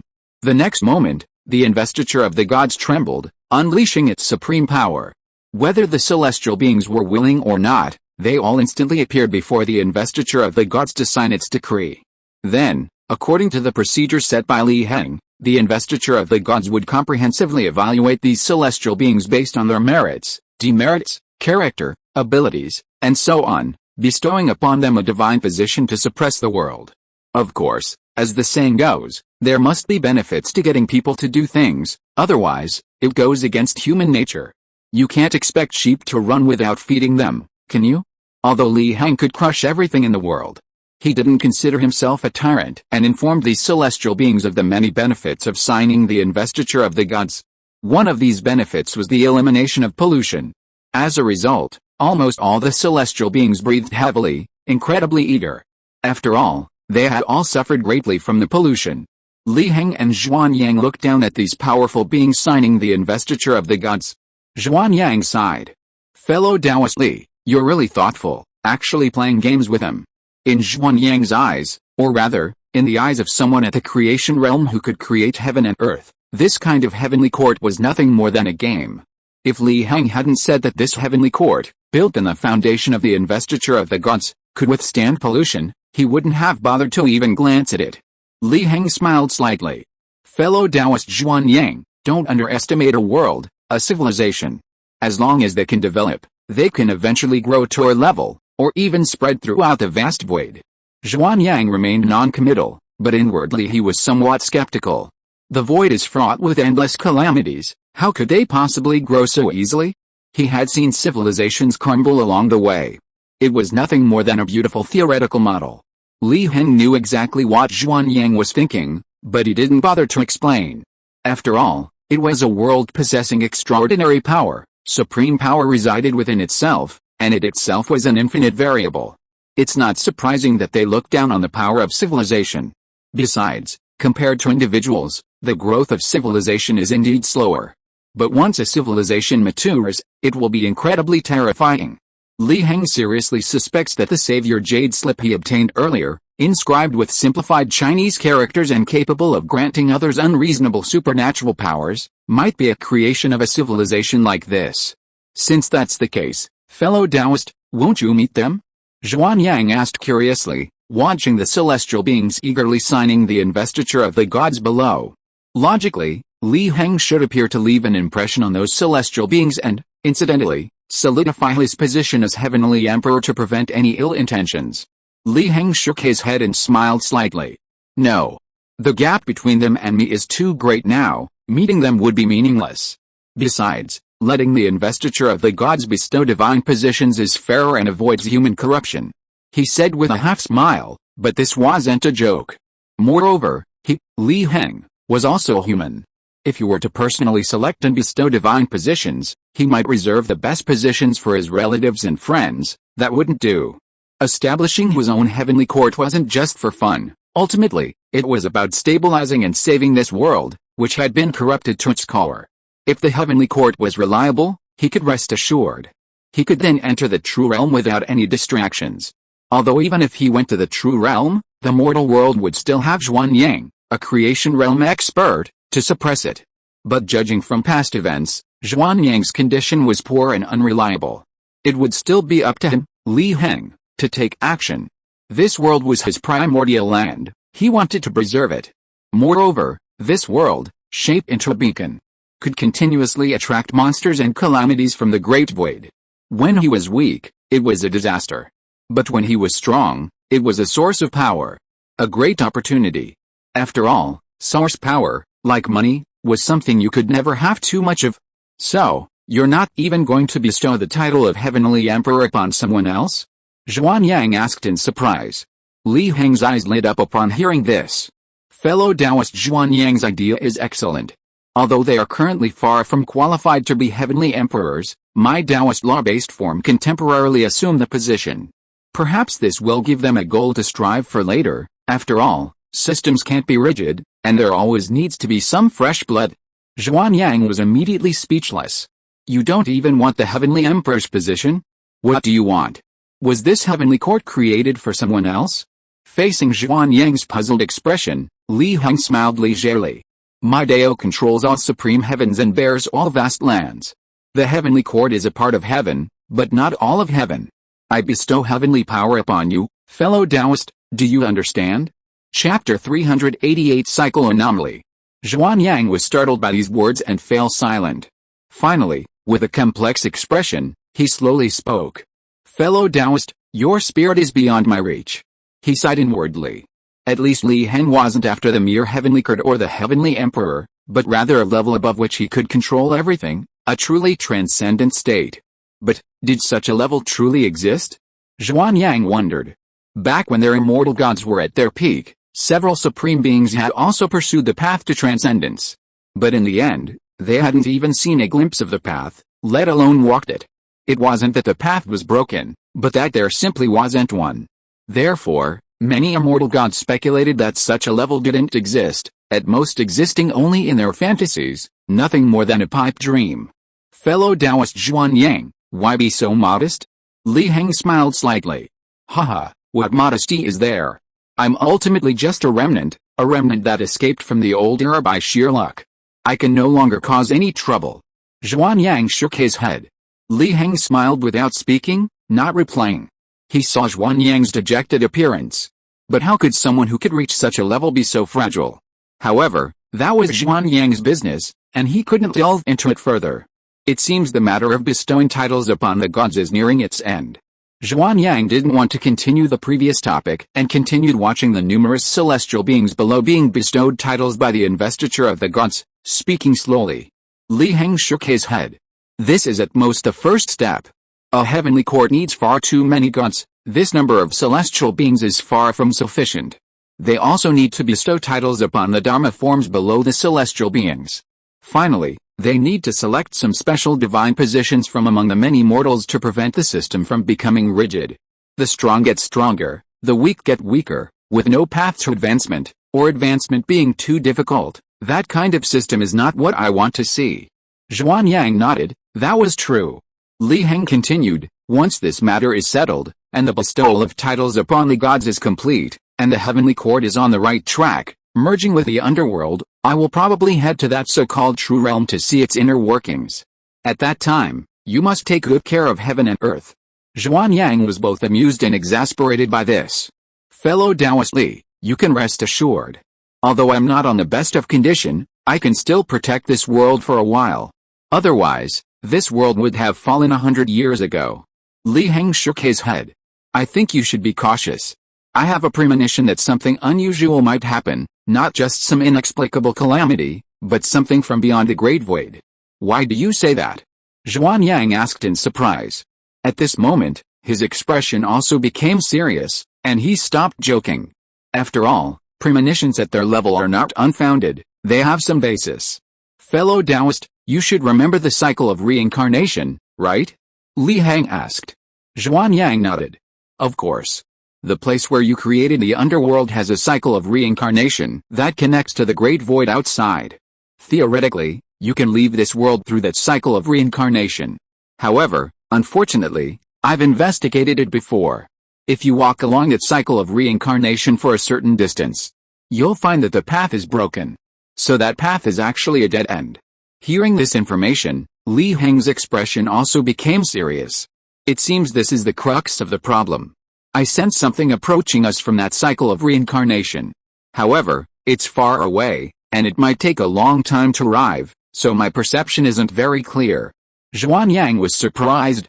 Something was approaching, but from such a great distance? That didn't make sense. He had explored to the end of this broken path before, but found nothing. Yet now something was approaching? Could it be that the path had been reconnected? Zhuan Yang's expression suddenly turned grim. No, we must sever this cycle of reincarnation as soon as possible. He immediately exclaimed, and if Li Heng hadn't stopped him, he would have already set off to destroy that cycle of reincarnation. Fellow Taoist, why are you so agitated? Even if a monster really is coming from that cycle of reincarnation, it might not be unmanageable. It can't be more troublesome than this inexplicable calamity, can it? Li Heng raised an eyebrow, also somewhat surprised by Zhuan Yang's reaction. Zhuan Yang sighed. Fellow Taoist, you are unaware of this, Zhuan Yang explained. During the heyday of the immortals and gods, these paths of reincarnation were interconnected, linking various realms and guiding souls to the great reincarnation in the void. In times of war, they served as vital transportation routes. So what?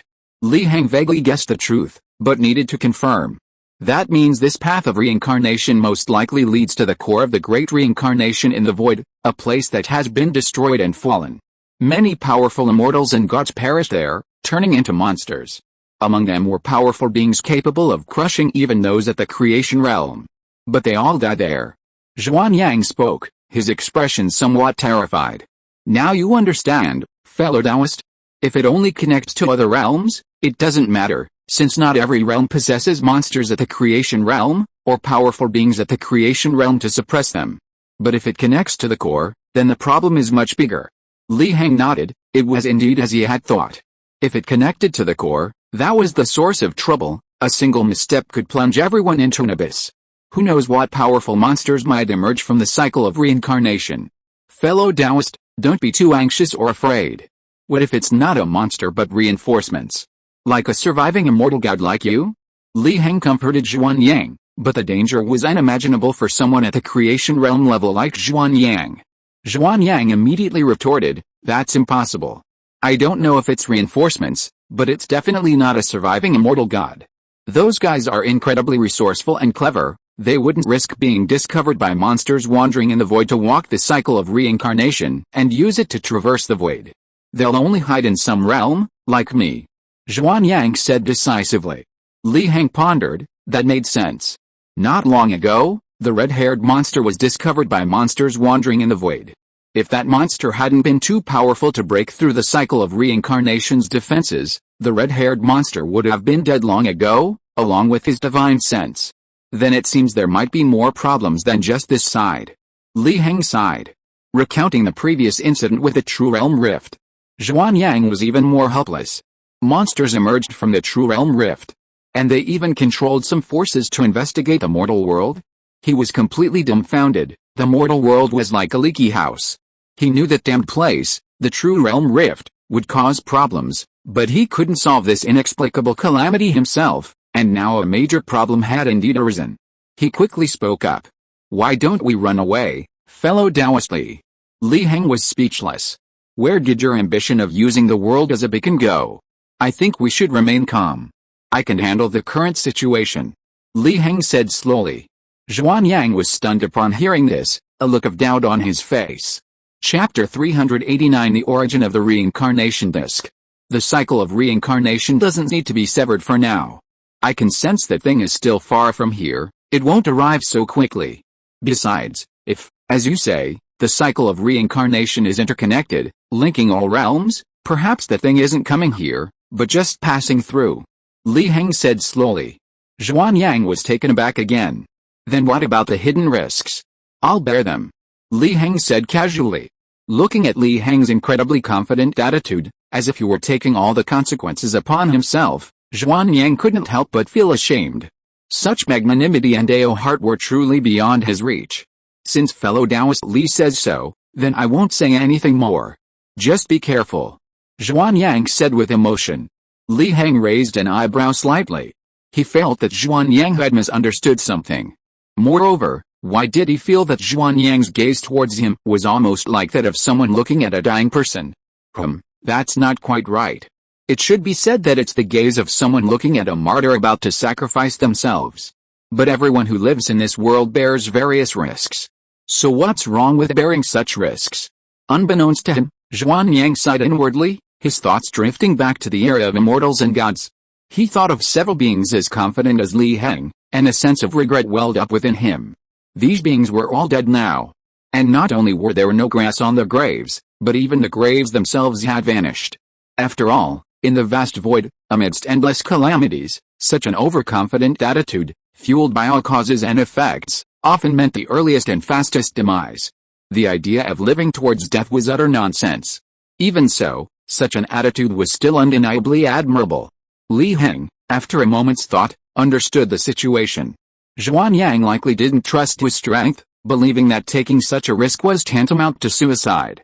But how could that be? He was taking this risk for more source energy, for longer-term benefits. Besides, if things went wrong, he certainly wouldn't be the first to die. With source energy, he could definitely survive to the end. "Then thank you for your advice, fellow Taoist Zhuan Yang," Li Heng replied with a slight smile. He didn't want to explain further to Zhuan Yang, as it would be extremely troublesome. He would have to educate Zhuan Yang about his own strength and the power of source energy, probably starting from Pantengu creating the world. It was better not to say anything at all. Confident people never bother to prove anything to others. "Then how will you bear the risk, fellow Taoist?" Zhuan Yang asked. "If, when you go to the true realm, monsters happen to appear on the cycle of reincarnation and try to invade this world, what will you do?" Li Heng remained calm upon hearing this. "My divine avatar will remain in this world to help suppress the cycle of reincarnation. Fellow Taoist Zhuan Yang can rest assured." This. Zhuan Yang was somewhat doubtful. After all, it was just an avatar, could it really withstand the risk? Li Heng immediately understood the root of Zhuan Yang's doubts. However, he wasn't annoyed. After all, Zhuan Yang was the creator of this world, the true master, so his meticulousness was not surprising. He pondered for a moment, then waved his hand. The netherworld and the land of reincarnation appeared before them. Seated deep within the cycle of reincarnation, the netherworld emperor, a divine avatar constantly cultivating, opened his eyes and nodded to Li Heng and Zhuan Yang. "What does this mean, fellow Taoist?" Zhuan Yang inquired. "What do you think of the strength of my divine avatar?" Li Heng asked, smiling at Zhuan Yang. "Powerful, already reaching the half-step creation realm level, worthy of the title Lord of the Lesser Cycle of Heaven and Earth, the Netherworld Emperor. However, below the creation realm, all are but ants." Zhuan Yang shook his head, subtly indicating that his strength was still insufficient. Li Heng continued to smile. "Fellow Taoist, what do you think?" At this moment, the Netherworld Emperor stood up, a phantom of the reincarnation disk manifesting behind him. A small reincarnation disk floated above his palm, constantly circling, seemingly capable of revolving the cycle of life and death across the heavens. And at this moment, the Netherworld Emperor's aura reached its zenith. How is this possible? Zhuan Yang was completely stunned. Because at this moment, the Netherworld Emperor's strength had instantly broken through the cultivation barrier, reaching the creation realm level, on par with him. But this was unreasonable. The main body had only just advanced to the creation realm level. Logically, the avatar should be weaker, so why had it also reached the creation realm? Moreover, he hadn't seen any sign that Li Heng's main body had empowered the Netherworld Emperor's avatar. Countless thoughts raced through Zhuan Yang's mind. But no matter how he considered it, he couldn't understand it. It was simply defying the heavens. Li Heng smiled slightly. Of course, he had just entered the creation realm level, but that was relative to the immortal god system. However, he was walking his own path and wouldn't strictly follow the immortal god system. Therefore, his own strength was constantly growing, which also led to the rapid progress of his divine avatar. Furthermore, the divine avatar also had the reincarnation disk. Once the reincarnation disk manifested and empowered it, it was fully capable of raising it to the creation realm. After all, the origin of this reincarnation disk was definitely not simple. Zhuan Yang had just told him about the great reincarnation of the void, and Li Heng even suspected that this reincarnation disk came from the great reincarnation of the void, and might even be the core of the core. "Fellow Taoist Li, how did you do that?" Finally, Zhuan Yang couldn't help but ask. "A large part of the reason is that reincarnation disk. Fellow Taoist, are you aware of the origin of this reincarnation disk?" Li Heng pointed to the reincarnation disk on the Netherworld Emperor's body and asked calmly. In any case, this reincarnation disk wasn't exactly his trump card. At most, it was just a useful tool. Moreover, if he didn't use his source power to further trace back and repair the reincarnation disk, its power would probably be limited to this, so there was no need to worry about Zhuan Yang finding out. Revealing it now might allow him to learn the reincarnation disk's origin from Zhuan Yang, thus enabling him to make further plans. Zhuan Yang was stunned upon hearing this, only then realizing that the reincarnation disk on the Netherworld Emperor's body was very strange, somewhat familiar, and didn't seem like something naturally generated by the rules of reincarnation. This is... Zhuan Yang remained silent for a moment, then spoke somewhat uncertainly. "This seems to be a part of the Great Cycle? A fragment?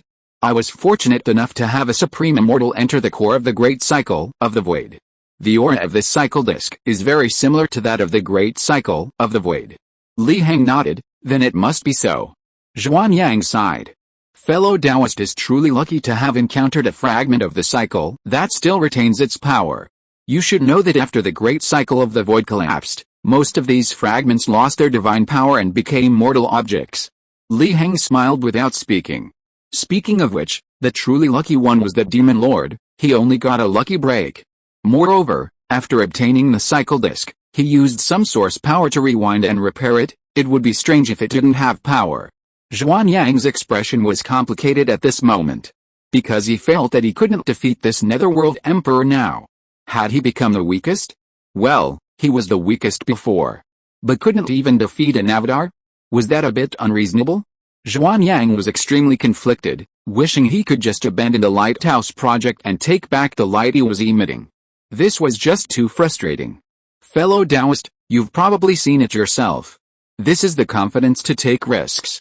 Moreover, even if a monster really does come along the path of reincarnation, one that even a creation realm cultivator couldn't withstand, I still have ways to move that monster to another location. So you can rest assured, Fellow Taoist, Li Heng said calmly. Chapter 390 The Gaze of Heaven. Zhuan Yang stood there for a long time, then sighed. Fellow Taoist is right. After uttering these words filled with endless emotion, he lightly tapped the void, and a wisp of energy appeared, pulsating continuously, seemingly drawing and corresponding to something beyond the void. If you enter the true realm, you can use this energy to find something that can enhance the lighthouse's radiance. Of course, this isn't necessary, consider it my request. If things are impossible, you can give up. Now that Li Heng had reached the creation realm, they were equals, addressing each other as fellow Taoists. He didn't think he had the audacity to ask Li Heng to find what he wanted. Li Heng accepted the energy and nodded, I will do my best. Now that pollution has occurred and an inexplicable calamity is threatening the very beginning of the world, I need to go back and clean up this mess. I've said what I needed to say, so I won't keep you company any longer. Farewell. Seemingly discouraged, Zhuan Yang finished speaking about his urgent matters and took his leave without even exchanging a few words with Li Heng. Li Heng didn't try to stop him, as everyone was busy. He watched his figure disappear and leave, then looked down. The conferment of titles upon the celestial realm experts had ended, and the next round of conferring titles upon those at the Dharma aspect realm had begun. After all, the Dharma aspect realm involved the laws of heaven and earth, and thus qualified them to be granted godhood. However, some celestial realm experts were astonished, even angry. This was because they had been rejected from the investiture of the gods list, their merits, good and evil deeds, and personality all contributing to their lack of chance at becoming gods in the heavenly court. They harbored a deep resentment. But now, even Dharma aspect realm ants below the celestial realm were qualified to obtain godhood and become gods in the heavenly court? What a joke. Why couldn't they?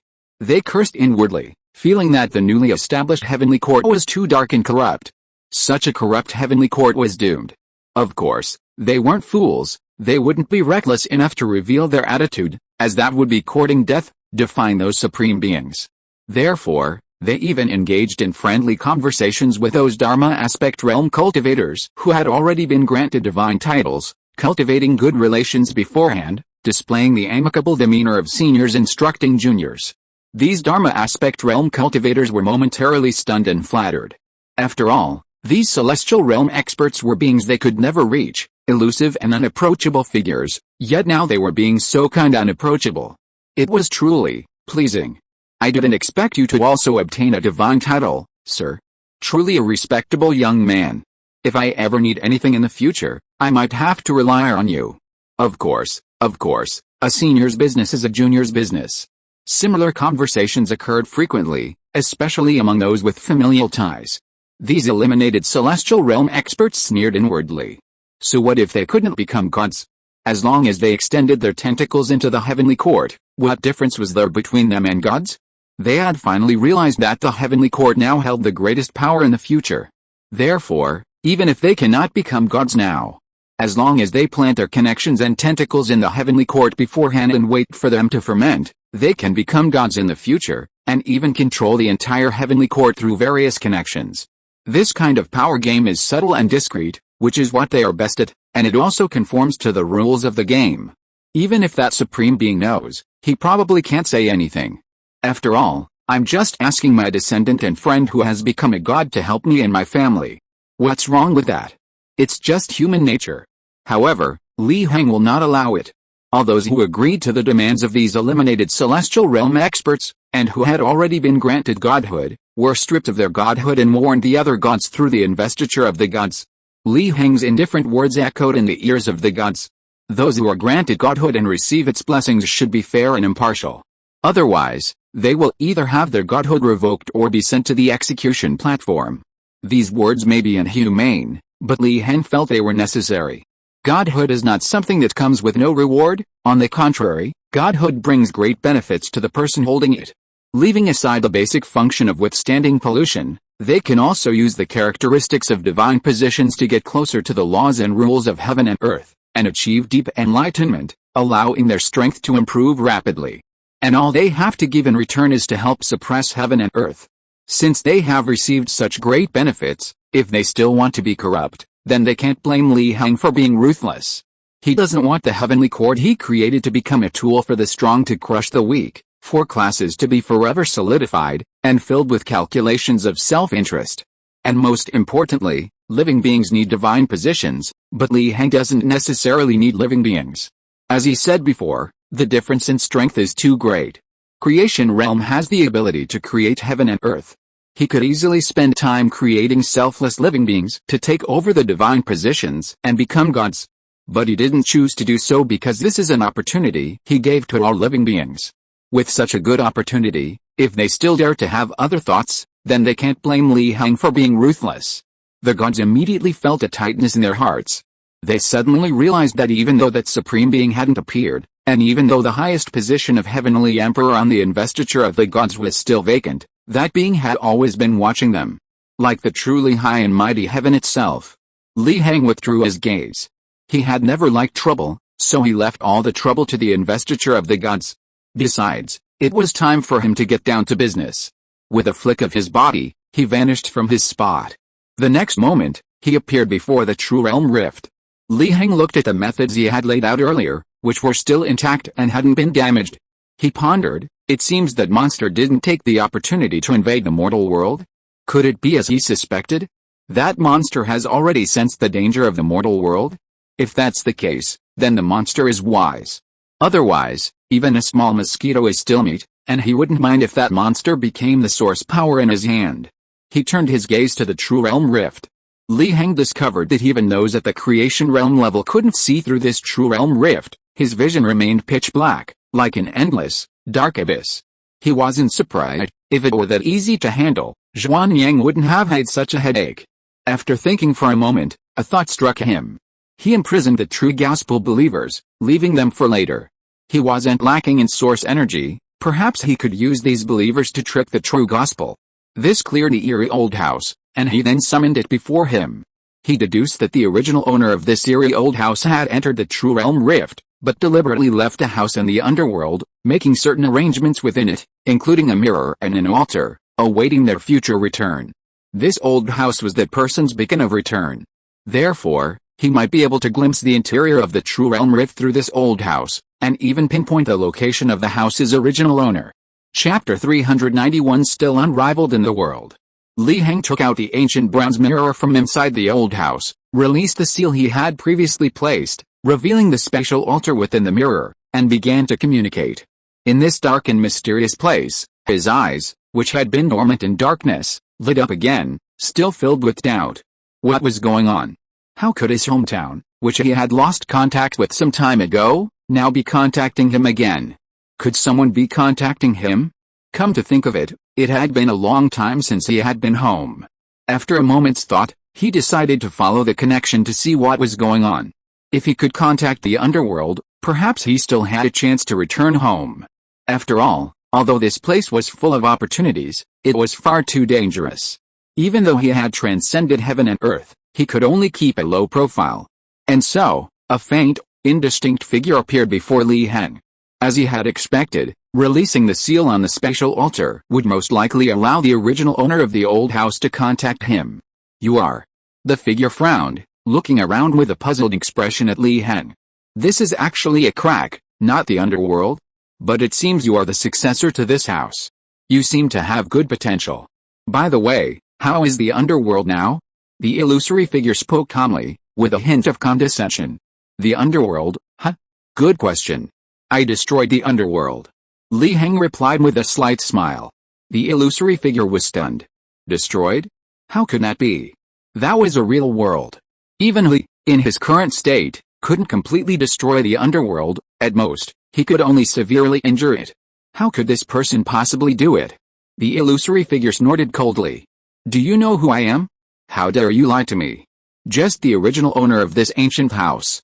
Li Heng's thoughts stirred, and with a wave of his hand, the eerie ancient house rapidly shrank, flying into his hand, bobbing up and down like a delicate model. Since you know this, you should be aware of my reputation. The illusory figure said calmly.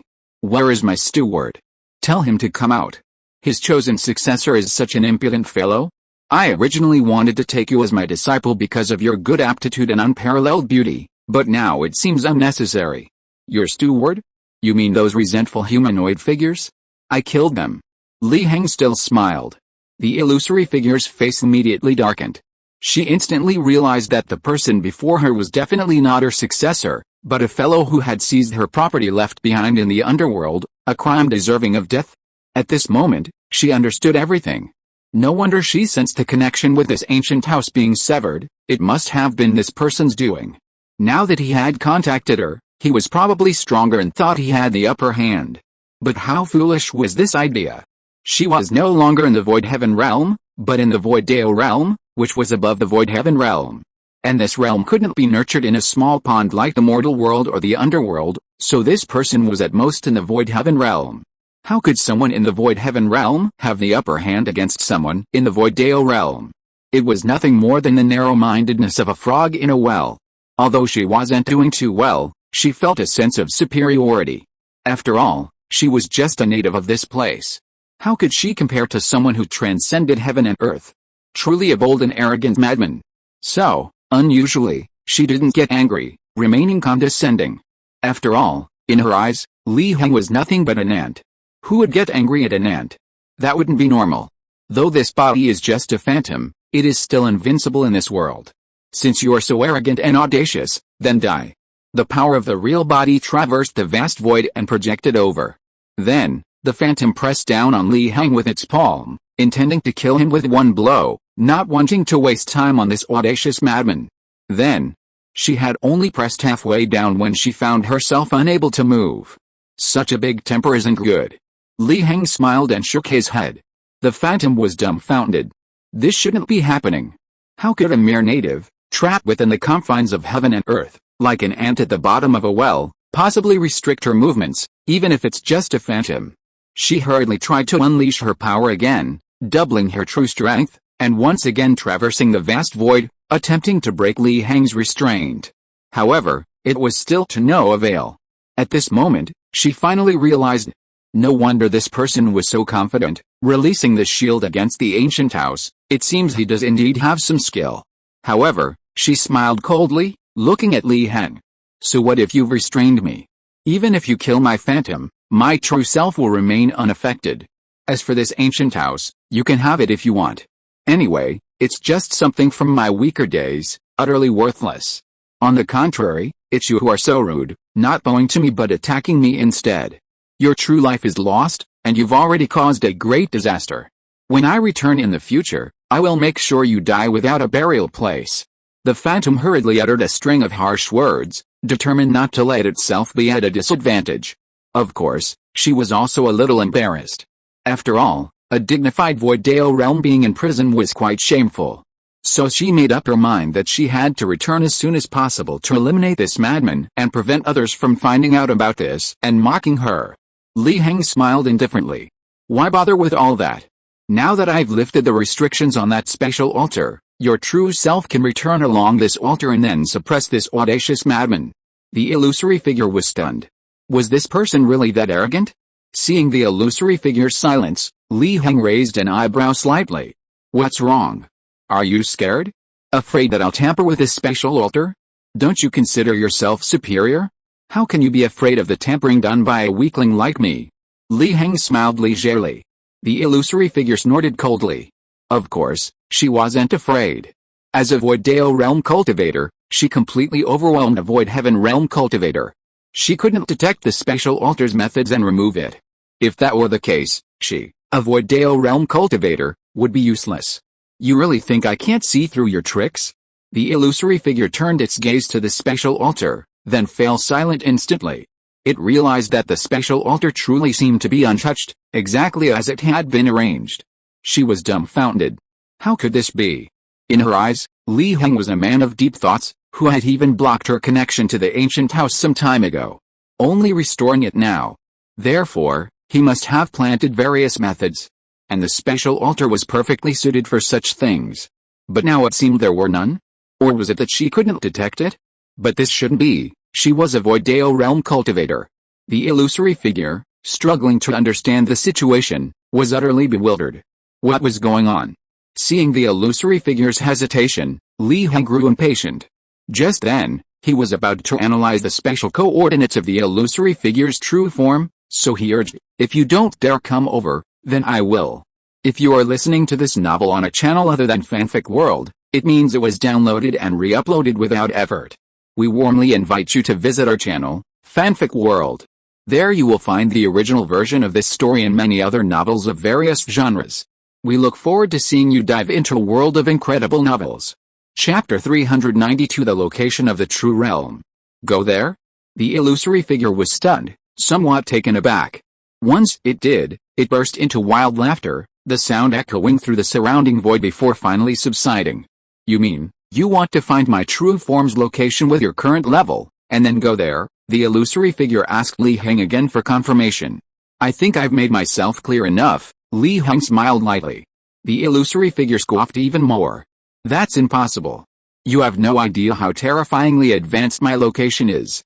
Unless you crawl through this rift step by step, you have no way of crossing the void to reach my true form, the illusory figure declared resolutely. You're still just a frog in a well, an ant in your own world. Even if you knew my space-time coordinates, you still couldn't get here. Even if you use this special altar. Are you really sure? Li Heng smiled slightly. Hell, what else? If you're so capable, then come over here. I want to see what tricks you have up your sleeve. The illusory figure was restrained and unable to do anything but continue spouting threats. Meanwhile, the true self beyond the void was also trying to figure out how to escape Li Heng's confinement. She was determined to make this audacious madman pay the price. Then guess what this is? Li Heng raised his hand, a ball of light floating in it, emanating an inexplicable aura that caused fluctuations in the surrounding space-time. The illusory figure was instantly astonished upon seeing this, her pupils shrinking sharply. She could feel that this ball light was remotely connected to the location of her true self, seemingly corresponding to the space-time coordinates of her true self. But how could this be? The illusory figure was completely baffled. She was inside the true realm rift, completely isolated from the outside great void. Even if this person had sensed her aura, he shouldn't be able to calculate her space-time coordinates. In that instant, a strong sense of apprehension arose within her. However, she still wouldn't back down, stubborn as ever. She curled her lip and sneered. So what? Can you come over? The illusory figure on this side could do nothing but keep provoking Li Heng, placing some of her hopes on the mysteries of the True Realm Rift. Of course, the main body also began setting up various grand formations around them, fearing that Li Heng might suddenly appear. Then the illusory figure froze. Because someone had appeared on her main body's side. Li Heng appeared in the dark and mysterious place, patted the female ghost in front of him on the shoulder, and smiled amicably. Look, I've come over, haven't I? The female ghost's movements of setting up the grand formations instantly froze. Cold sweat appeared on her forehead, and she dared not move at all. What was going on? How did this person suddenly appear here? Why was there not even a special fluctuation? Moreover, her illusory clone saw that this person was still in the same place. Dao. Taoist, you are very powerful. After holding back for a long time, the female ghost showed a forced smile and said, It's nothing, nothing. It's just a small trick. It can't compare to your invincibility in the world. Your true destiny has been lost. Li Heng looked around and said with a smile. Fellow Taoist is joking. It was just a joke. The female ghost quickly explained. A huge wave of shock surged in her heart. At this moment, she finally realized that this person was definitely not someone she could afford to offend. His strength was certainly greater than hers. But why? Why would such a powerful figure appear in her hometown? This simply didn't make sense. Had a true dragon sprung from the small pond where she was born? Li Heng didn't answer, looking around thoughtfully. He could sense that this wasn't the true realm, it was probably still within a true realm rift, albeit in a very deep area. Oh, by the way, what's your name? Remembering something, Li Heng asked casually. Replying to fellow Taoist, my name is Yu. The female ghost Yu answered honestly. Upon hearing this, Li Heng looked Yu up and down. Dressed in red, cold and alluring, with 3,000 strands of black hair flowing like a waterfall, she was indeed a stunning woman, but unfortunately, she was a ghost. Surname An, no wonder, pure bloodline. Li Heng smiled knowingly, leaving Yu bewildered. Oh, by the way, I'm still short of a maid here. I think fellow Taoist Yu is quite suitable. What do you think? Instantly, without the slightest hesitation. Under her own will, Yu bowed deeply to Li Heng. Greetings, Your Excellency. and Yu's change of address was quick, even somewhat practiced. Li Heng nodded. She is indeed worthy of being cultivated. He spared Yu's life not out of lust, but to learn about this place through her, to inquire about its location, and to avoid being completely lost. After all, he was only a projection here, not his true self. If Yu cooperated well and could be of some use in the future, he wouldn't mind sparing her life. But if she harbored any disloyalty like the previous heavenly demon, then he would have no choice but to ruthlessly destroy her. Tell me, where is this place? What kind of place is it? Li Heng asked calmly. Yu answered quickly, afraid that if she hesitated any longer, Li Heng would think she was no longer useful and kill her. She didn't want to die such a humiliating death. After a while, Li Heng roughly understood the situation. This was not the true realm, but a place deep within a rift in the true realm, a place where many monsters, opportunities, and treasure hunters existed. The monster's origin is unknown, but rumors suggest it may have emerged from the deepest level of the true realm rift. There's also a saying that passing through the deepest level of the true realm rift leads to the true realm itself. Opportunities appear inexplicably, likely originating from within the true realm. As for the treasure hunters, they come from various realms, arriving here through the true realm rifts existing within those realms. In other words, this place connects multiple realms. Li Heng pondered. According to Zhuan Yang, the true realm was once called the immortal realm, the supreme place connecting all realms. But now, it's located at the deepest level of the true realm rift, the most abyss? Could it be that the true realm was destroyed during the war that led to its fall?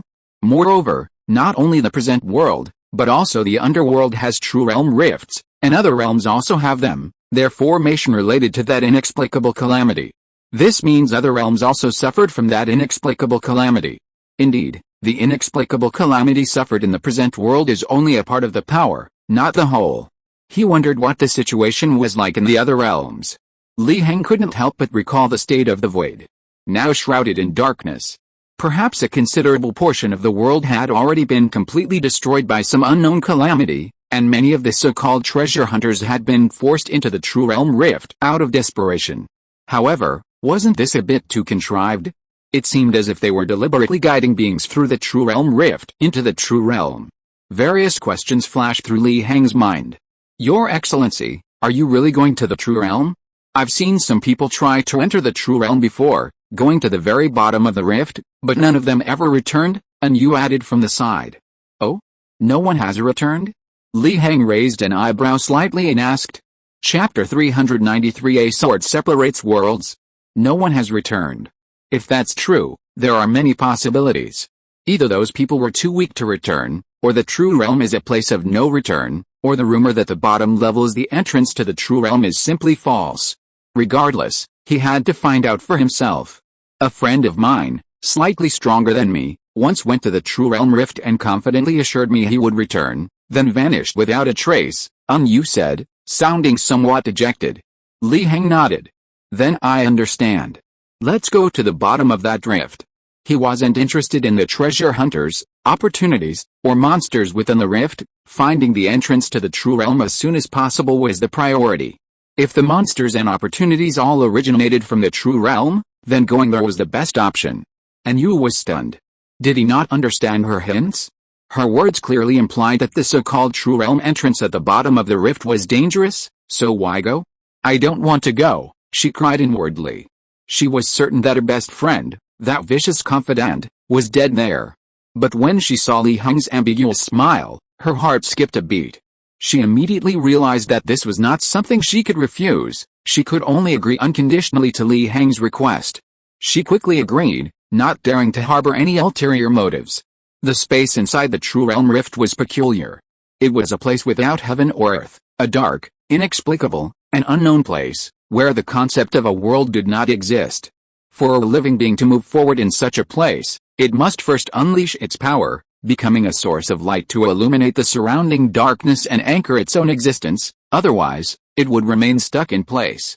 Yu emitted a sinister red light, leading Li Heng while continuing to explain the situation inside the true realm rift.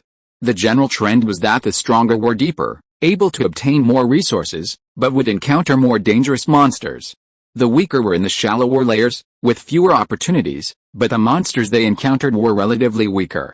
and Yu's cultivation level was considered mid to high within the rift, so her location was relatively deep. How do you find treasure in this environment? Li Heng asked curiously as they walked. The darkness here wasn't just ordinary darkness, but a vague and undefined state of the unknown. The so-called light, seemingly illuminating the darkness, was actually using its power to define the unknown environment as known. And Yu quickly replied, actually, those opportunities and treasures also emit their own light, clearly visible in this inexplicable darkness. We just need to go towards those lights. For example, Your Excellency, look at that ball of light ahead. She saw a golden light suddenly appear before her and excitedly pointed ahead. Your Excellency, that's an opportunity, and it's on the way, we can go take a look. The golden light wasn't far away. Li Heng nodded, and the two quickly moved forward. Soon, they arrived in front of the golden light. And in the center of the light, a jade slip floated, emanating a hazy Taoist aura, mixed with wisps of sword energy. It seems to be a jade slip recording sword Dao techniques, Yu said thoughtfully, seemingly unsurprised. Li Heng remained silent, reaching for the jade slip. And Yu, seeing this, quickly tried to stop him, saying, Your Excellency, please don't do that. But the next moment, Li Heng had already seized the jade slip and calmly looked at her. What's wrong? Li Heng raised an eyebrow. And Yu awkwardly stopped, swallowing the word anxious she was about to say, and quickly composed herself before speaking again. As expected of Your Excellency, you can actually seize such an opportunity with your bare hands. It seems there's more to it than meets the eye, Li Heng said thoughtfully. And Yu nodded, that's right, Your Excellency. She quickly explained the relevant information to Li Heng. After a while, Li Heng suddenly understood. It turned out that there were conditions to seizing these opportunities. One had to use the light emanating from one's own power to permeate the light of these opportunities, a process akin to refining. Only after refining the light of the opportunity into one's own light could one obtain it. Some special opportunities even involved trials. However, Yu hadn't encountered such a special opportunity. She had only heard about it from others. And Yu looked on with envy. Your Excellency, the golden light means this jade slip is of a very high level. It should have already reached the Void Dao realm. I didn't expect to get it so easily. The reason she was able to advance to the Void Dao realm was because she encountered a golden opportunity once, and she didn't expect to encounter it again now. How wonderful it would be if she were the only one to get such an opportunity. However, when she glanced at Li Heng unintentionally, she desperately suppressed these thoughts. This man was not someone she could afford to offend. Moreover, from the perspective of cause and effect, if she hadn't met this man, she wouldn't have gone out now, and she wouldn't have encountered this golden opportunity. So there was no need to be too jealous. It's just that she was really jealous. She cried in her heart. Li Heng was silent for a moment. Void Dao realm? Is that a very high level? He could crush a Void Dao realm cultivator with one slap now. If this female ghost knew that he was a creation realm cultivator above the Void Dao realm, and not just an ordinary creation realm cultivator, wouldn't she go crazy? But what this female ghost said was not wrong. When he reached into the light, he did sense some resistance, but he forcefully suppressed it with his cultivation level. It wouldn't have been so easy for anyone else. After a moment's thought, he focused his mind on the jade slip. Li Heng discovered that the jade slip truly recorded a sword technique called One Sword Separates Worlds, capable of cleaving open a small, independent world with a single strike, isolating it from the outside world, a rather impressive technique. Moreover, some information within it intrigued him.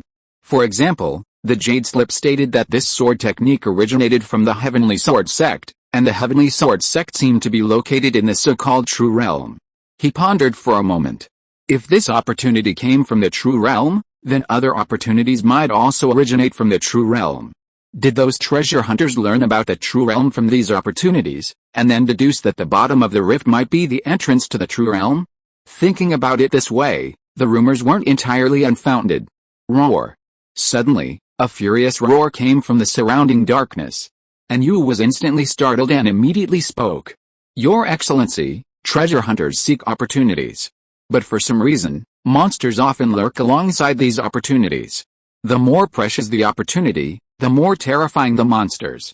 Now it's a golden opportunity, so the monsters beside it must already be fatally beyond the Void Dao realm. Let's run. But the next moment, the monster had already pounced on them. Chapter 394 Resentful Slave. The resentment was extreme, an intense, venomous hatred. This hatred raged against heaven, earth, and everything, and had materialized into a writhing black liquid that spread relentlessly into the surrounding darkness, engulfing everything in its path. This was the monster's form, yet it was also shapeless. In fact, the monster didn't stop when it reached Li Heng and Yu. It continued forward, the viscous, twisting, pitch-black liquid about to stain them. And Yu reacted quickly, hastily reacting. A burst of red light erupted from his body, forming a small protective shield that enveloped Li Heng and himself, temporarily blocking the black liquid's invasion. However, the liquid clung directly to the surface of the shield, gradually eroding it, causing it to become unstable, flickering as if it might collapse at any moment. Your Excellency, run. This is a vengeful slave, one of the most terrifying monsters. And Yu cried out in panic, filled with regret. Had he forgotten to check the almanac before leaving home, encountering such a monster? Once targeted by a vengeful slave, it was almost certain death. She had personally witnessed a demon stronger than herself encounter a vengeful slave, be devoured by it, and die a gruesome death. But she was even more puzzled. Why?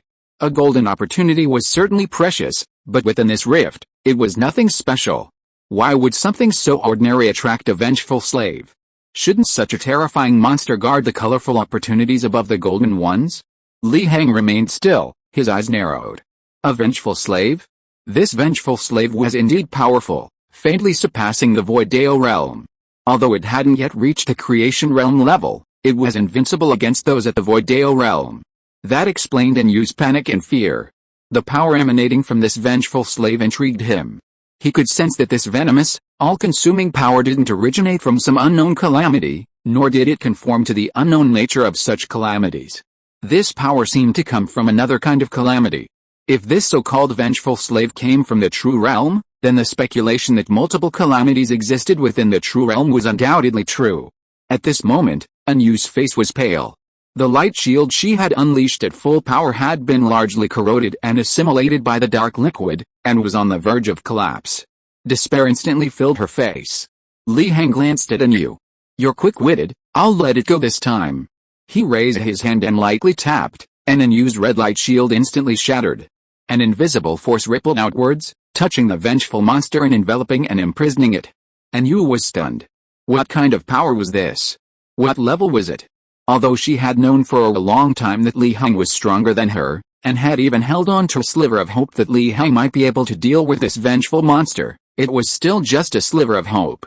And even with that hope, she didn't think Li Heng would easily defeat this vengeful monster. It would require at least a 300-round battle and a great price. After all, this was a vengeful monster, one of the most terrifying monsters. But now, it was suppressed so easily? Yu felt her throat go dry. This kind of suppression and capture was even more terrifying than directly killing the vengeful monster. Only then did she realize how ridiculous her previous thoughts had been. She had actually thought she could escape while Li Heng and the vengeful spirit clashed, both injured or unable to spare a move. It was practically suicide. An interesting thing. Li Heng ignored Yu's incessant daydreaming. He approached the vengeful spirit monster and observed it closely. He discovered that this monster couldn't be called a living being, but rather a thing. It was purely composed of resentful hatred. Moreover, he noticed that the pitch-black liquid that made up this monster, this materialized hatred and resentment, didn't merge with the surrounding darkness and unknown. Instead, it was constantly fighting against and devouring the surrounding darkness. This phenomenon was strange. Both were clearly pitch-black, without any other color, both darkness capable of swallowing even light. Yet, at a glance, one could easily distinguish between the two. Li Heng pondered. The surrounding darkness and unknown was probably the power of the inexplicable calamity, while the power within this vengeful spirit was another kind of calamity, and it was fighting against the power of the inexplicable calamity. Does that mean that the unknown calamity isn't the ultimate calamity, and that there are other calamities on par with, or even comparable to, the unknown calamity? After some thought, he placed the jade slip containing the one sword across worlds divine power in front of the vengeful slave. He wanted to see if the slave had any connection to the slip. Unexpectedly, the slave didn't react. Li Heng frowned. Had he guessed wrong? He had initially thought the slave might be related to the jade slip, or even possibly to the Heavenly Sword sect, Perhaps the slave was originally a disciple of the Heavenly Sword sect. Suddenly, a series of chuckling sounds echoed around them. Brother, your idea is brilliant. Using the vengeful spirits to fish, then we can reap the rewards. Brilliant, brilliant. But isn't there a risk? These vengeful spirits are terrifying. Brother, don't worry at all. I've tested it. As long as that thing is there, we won't be harmed by the vengeful spirits. Judging by the time, the fish should have already been killed by the vengeful spirits. Let's go collect our fortune. The conversation continued, growing closer. Finally, in the darkness, two beings that could barely be called humanoid slowly appeared before Li Heng and Yu, making no attempt to conceal their presence, swaggering about openly. Then, they saw Li Heng and Yu unharmed. They were stunned for a moment, glancing at Li Heng and Yu, then at the vengeful spirits imprisoned beside them. Instantly, without hesitation, they turned and ran with all their might. Damn it, they'd run into a brick wall. How could they encounter something capable of imprisoning vengeful spirits at this depth? It shouldn't be like this. They cursed inwardly, then ran even faster, wishing they had more legs. And Yu finally realized what was happening, immediately recognizing it as a trap, a scheme, and his face darkened with anger. He'd spent his days hunting eagles, only to have his eyes pecked by one. He'd used to be the fisherman, only to be used as bait. He was instantly enraged and prepared to give chase. No need, Li Heng said casually, turning his attention back to the vengeful spirit, even considering using his appraisal skill to examine its background. The two fleeing creatures breathed a sigh of relief when they saw Li Heng wasn't pursuing them. It seemed that even if that person could imprison the vengeful spirit, he must have paid a price. Brother, this method is really unreliable. Big brother, how was I supposed to know such a powerful person existed? Sigh, what should we do now? Why don't we go back? We've caught a few fish and gained a lot of resources on this trip. It's time to stop. Yes, brother is right, it's time to retire from this life. The two men sighed as they spoke. They relied on fishing to cross the river, and now that they'd lost their fishing gear, what were they going to do? It wasn't something they could just give up fishing on a whim. But even so, they didn't dare go looking for Li Heng. So, without looking back, they headed in the opposite direction from Li Heng and his companion. As they walked, they suddenly noticed a red light emanating from ahead. They were puzzled, what was going on? A red light on their way home? Then, they saw Yu radiating red light, and Li Heng still researching the vengeful slave. Chapter 395 Heavenly Sword Token. Oh, you're back. Li Heng smiled slightly. Tell me, what exactly is this vengeful slave? And how did you manage to avoid being attacked by it? He turned to the two little black figures and spoke slowly. These two creatures, who used vengeful slaves to lure and kill, were entirely black, almost humanoid, like murderers from Detective Conan. Calling them little black figures was quite fitting. The two little black figures were immediately dumbfounded. What was going on? They were on their way home. And they had even left in the opposite direction, so they shouldn't have encountered this peerless killer. Unless. The two looked at each other, cold sweat breaking out on their foreheads. No wonder this being didn't chase them. It seemed they had never escaped his grasp. Instantly, they knelt down from the bottom of their hearts, kowtowing repeatedly to Li Heng, their begging skills reaching an unparalleled level. Even Yu next to Li Heng was dumbfounded. She thought her begging skills were invincible.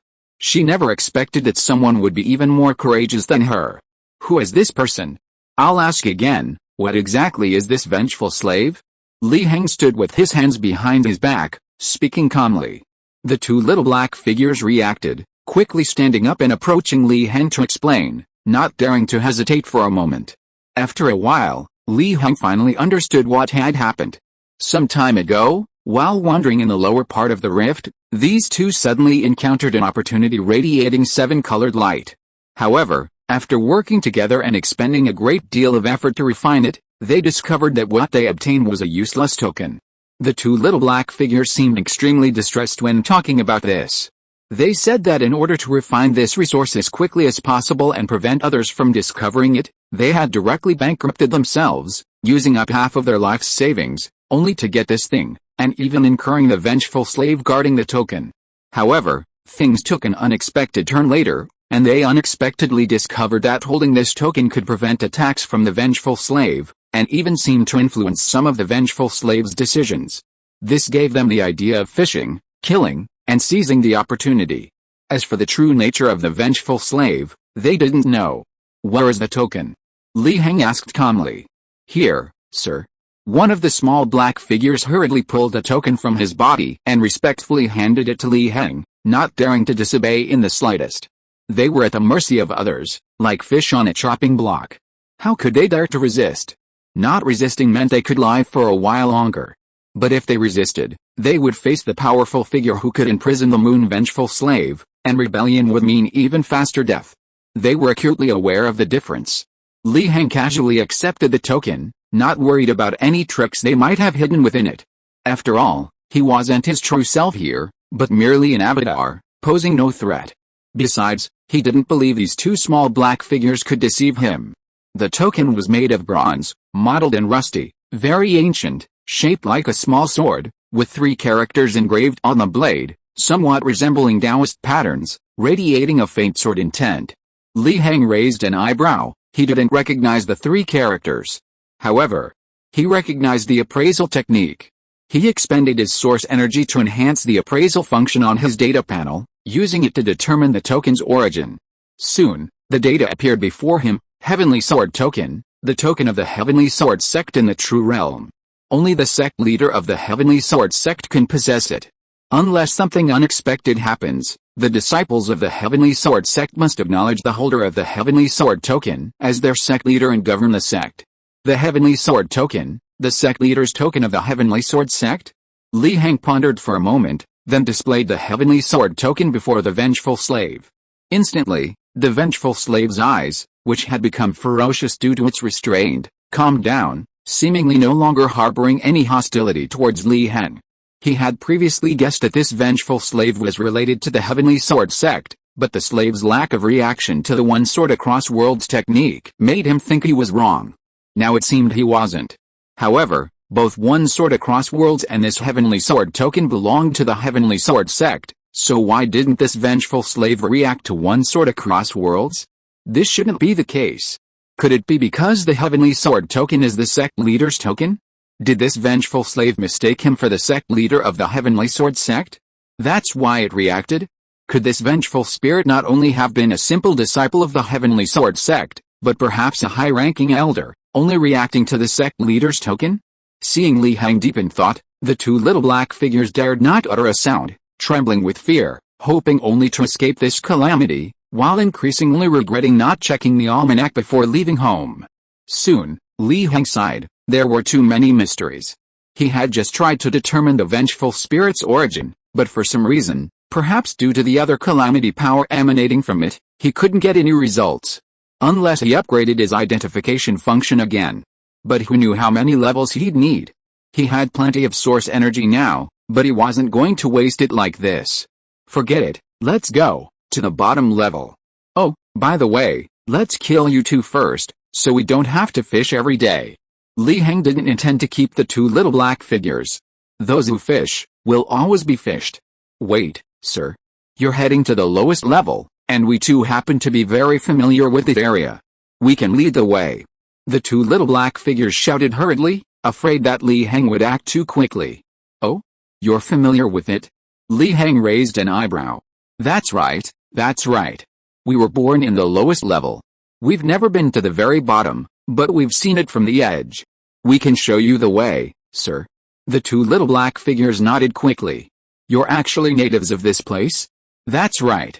We believe this identity will definitely be a great help to your journey, sir. The 2 little black figures patted their chests to assure him, not daring to show the slightest hesitation. Li Heng turned his gaze to you. And you forced a smile, not daring to lie. Reporting to your excellency, beings born in the rifts are indeed quite familiar with their surroundings. The implication was that the 2 little black figures could be spared. But even as she said this, alarm bells were already ringing in Yu's mind. Her only value to Li Heng was as a guide, and the appearance of these 2 little black figures undoubtedly diminished her value. She couldn't let these 2 little black figures overshadow her. However, your excellency, the creatures born from these rifts are mostly incredibly cunning. We must be careful, Yu said solemnly.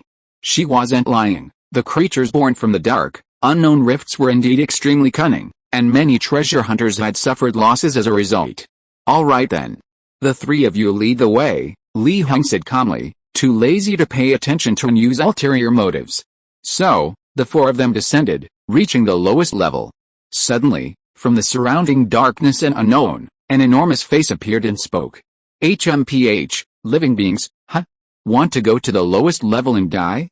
Chapter 396 The Deadly Bottom of the Rift. Li Heng's gaze was strange. He noticed that the enormous face before him was remarkably similar to the monster that had devoured the great Ming Emperor and even attempted to invade the mortal realm. The only difference was that this face appeared much older and stronger. Could it be that such monsters even had a race? He pondered quietly. However, the moment you and the two little black figures saw this face, their expressions changed drastically, becoming extremely grim. In particular, the two little black figures began to tremble, like weak animals encountering their natural enemy. You old man, how did you awaken? And you forced a smile and greeted the face. Oh, it's you, girl. What's wrong? You're usually so timid, not even daring to stay at the bottom with your Voidale realm strength, yet now you're taking a living person to their death at the very bottom, the face slowly spoke. And Yu's face stiffened. Seeing that Li Heng remained calm and didn't reply, she could only speak again, offering a weak response. You just, sir. This is His Excellency's request. Besides, His Excellency's strength is terrifying, how can it be considered suicide? The face scoffed at this. No matter how strong, going to the lowest level is certain death. But you, girl, actually acknowledged a so-called His Excellency? You must have messed up and been forced to lead the way by this person. These words directly exposed Yu's predicament. However, judging from the tone, the face had no intention of helping. No, you must understand, this is my own choice. However, this is a long story, and I won't disturb you any longer. We still need to reach the lowest level, please take care. And Yu quickly denied it. After speaking, she even tried to ignore the face. However, the next moment, the face slowly spoke. You can't leave. Instantly, Yu froze. I never stop others from going to their deaths. I have no objection to you taking this living person to the lowest level. However, those two black-clad creatures, who are currently trembling with fear, must stay. The face chuckled. He had been slumbering in the lower realms for some time.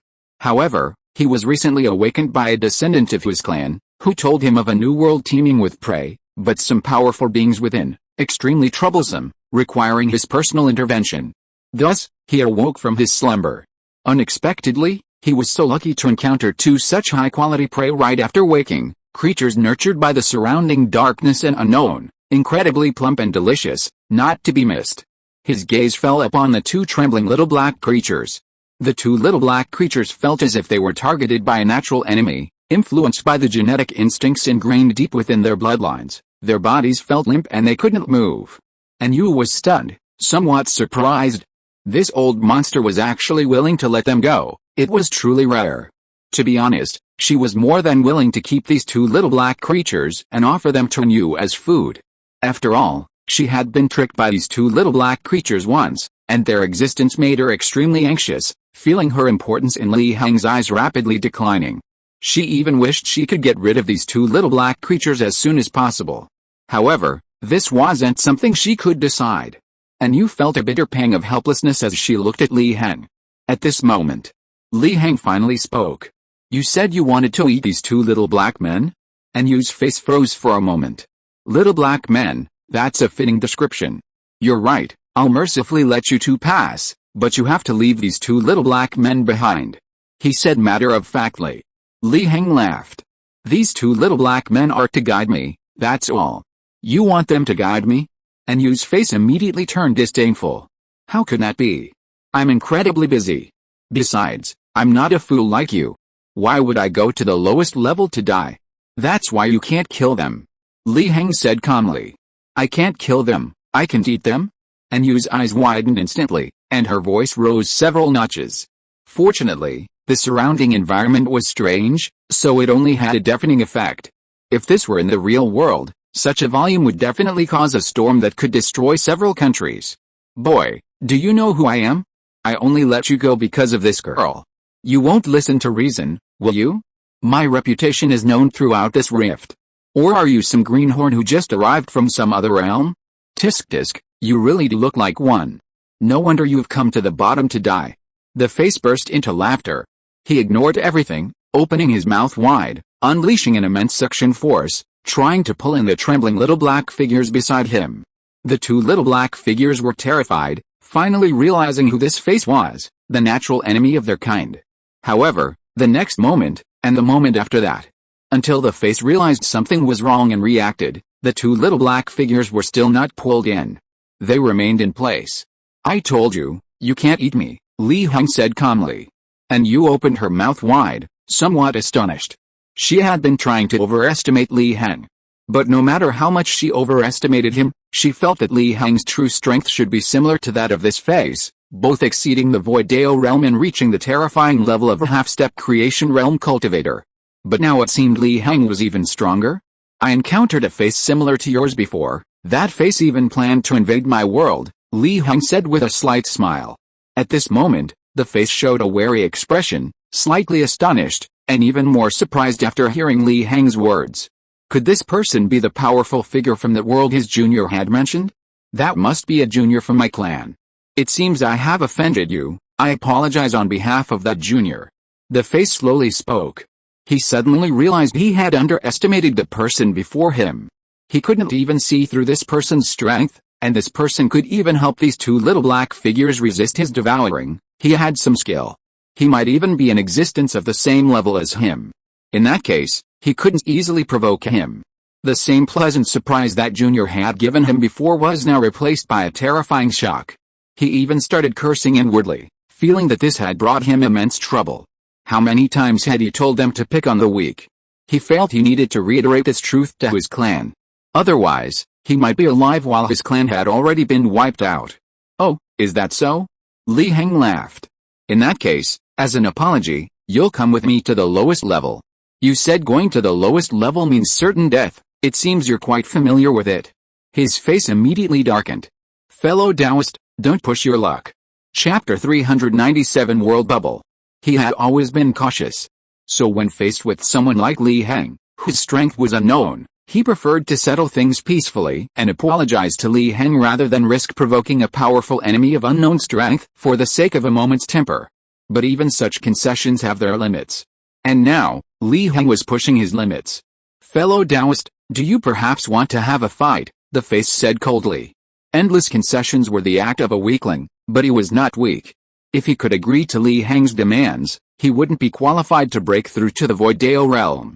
"If that's what you're thinking, it's not necessarily impossible." Li Heng smiled slightly. To him, this face had only two values, either to guide him or to become source energy.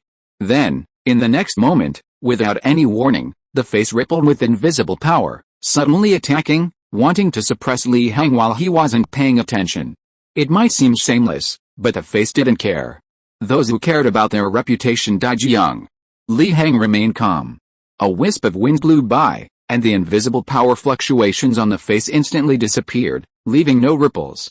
However, the face seemed to have anticipated this, continuously growing larger until it could even pierce the surrounding darkness and unknown, then opening its mouth to unleash an immense suction force. This was their clan's innate divine ability, capable of devouring the heavens and the earth. An interesting tactic. Li Heng raised an eyebrow slightly, and the great sun Dharma image manifested behind him, its radiance illuminating the surrounding darkness and unknown, making it as bright as day, resisting the immense suction force. This is troublesome, Li Heng thought to himself. He was only a projection clone here, and couldn't do anything to this face for the time being, especially with this heaven-devouring divine ability, which even shook the great sun Dharma image behind him. At this moment, the face suddenly brightened up and laughed loudly. "Haha, so what you have here isn't your true self, just a clone. You startled this old ancestor. A mere clone dares to be arrogant in front of this old ancestor, die?" The face understood Li Heng's current state and directly unleashed its power, increasing the suction force to another level, trying to suppress Li Heng's clone with lightning speed. "Aren't you afraid of my true form taking action?" Li Heng smiled slightly. His face was disdainful. "Afraid? You're just a greenhorn who's only just entered the rift. This place is special. Even if your true form has immense power, you can't descend from afar. Besides, do you really think I'm like other ignorant children who believe your true form is invincible? Your true form is at most slightly stronger than me. His face said confidently, unafraid of any unexpected events, as if he possessed some secret information. Is that so? That's a real pity. Li Heng sighed. The great Sun Dharma image behind him was completely shaken, and it seemed unable to hold on any longer, entering the face's giant mouth along with him. His face was stunned, not expecting Li Heng to be defeated so quickly. However, he also sensed that Li Heng's clone had been completely destroyed, and his heart relaxed. He laughed triumphantly. You dared to oppose me, your ancestor, inside the rift. Now you've suffered a setback. He turned to look at Yu and the two little black figures. Then he was stunned again. Because, for some reason, he felt that Yu and the two little black figures had grown larger, even larger than himself, who filled the surrounding darkness and unknown world, like an ant seeing a human. No, he suddenly felt a chill. It wasn't that they had grown larger, but that he had shrunk. He quickly looked around and found that everything around him was shrouded in a thin bubble membrane. Looking closer, he realized that he was trapped inside a bubble. He looked up as if possessed. He saw Li Heng's enormous face looking at him. This bubble was located on Li Heng's palm. I don't mean to discourage you, but in my eyes you are just an ant, Li Heng said indifferently, looking at the bubble in his palm and the face within it. A bubble can be understood as a nascent world. A creation realm expert can create one at will. Yu beside him was terrified, trying her best to calm herself down. She had indeed seen Li Heng being sucked into the giant mouth of the face. At that moment, she was extremely frightened, thinking that this cheap master had failed and was about to be punished by this ancestor. However, the next moment, Li Heng's figure reappeared, even more terrifying than before. Then, the old ancestor with that face inexplicably appeared in the bubble in Li Heng's palm. She simply couldn't understand what was happening. Wait, could it be that the Venerable One's true form has descended? Suddenly, a thunderbolt struck her mind. Yes, although theoretically, no one could cross the void to enter the rift, this Venerable One was clearly an exception, having even descended to her side from afar. But such methods were too inconceivable, weren't they? Could this Venerable One not just be above the void Deo realm, but also the terrifying, ethereal, legendary being, hailed as the creator of heaven and earth, at the creation realm?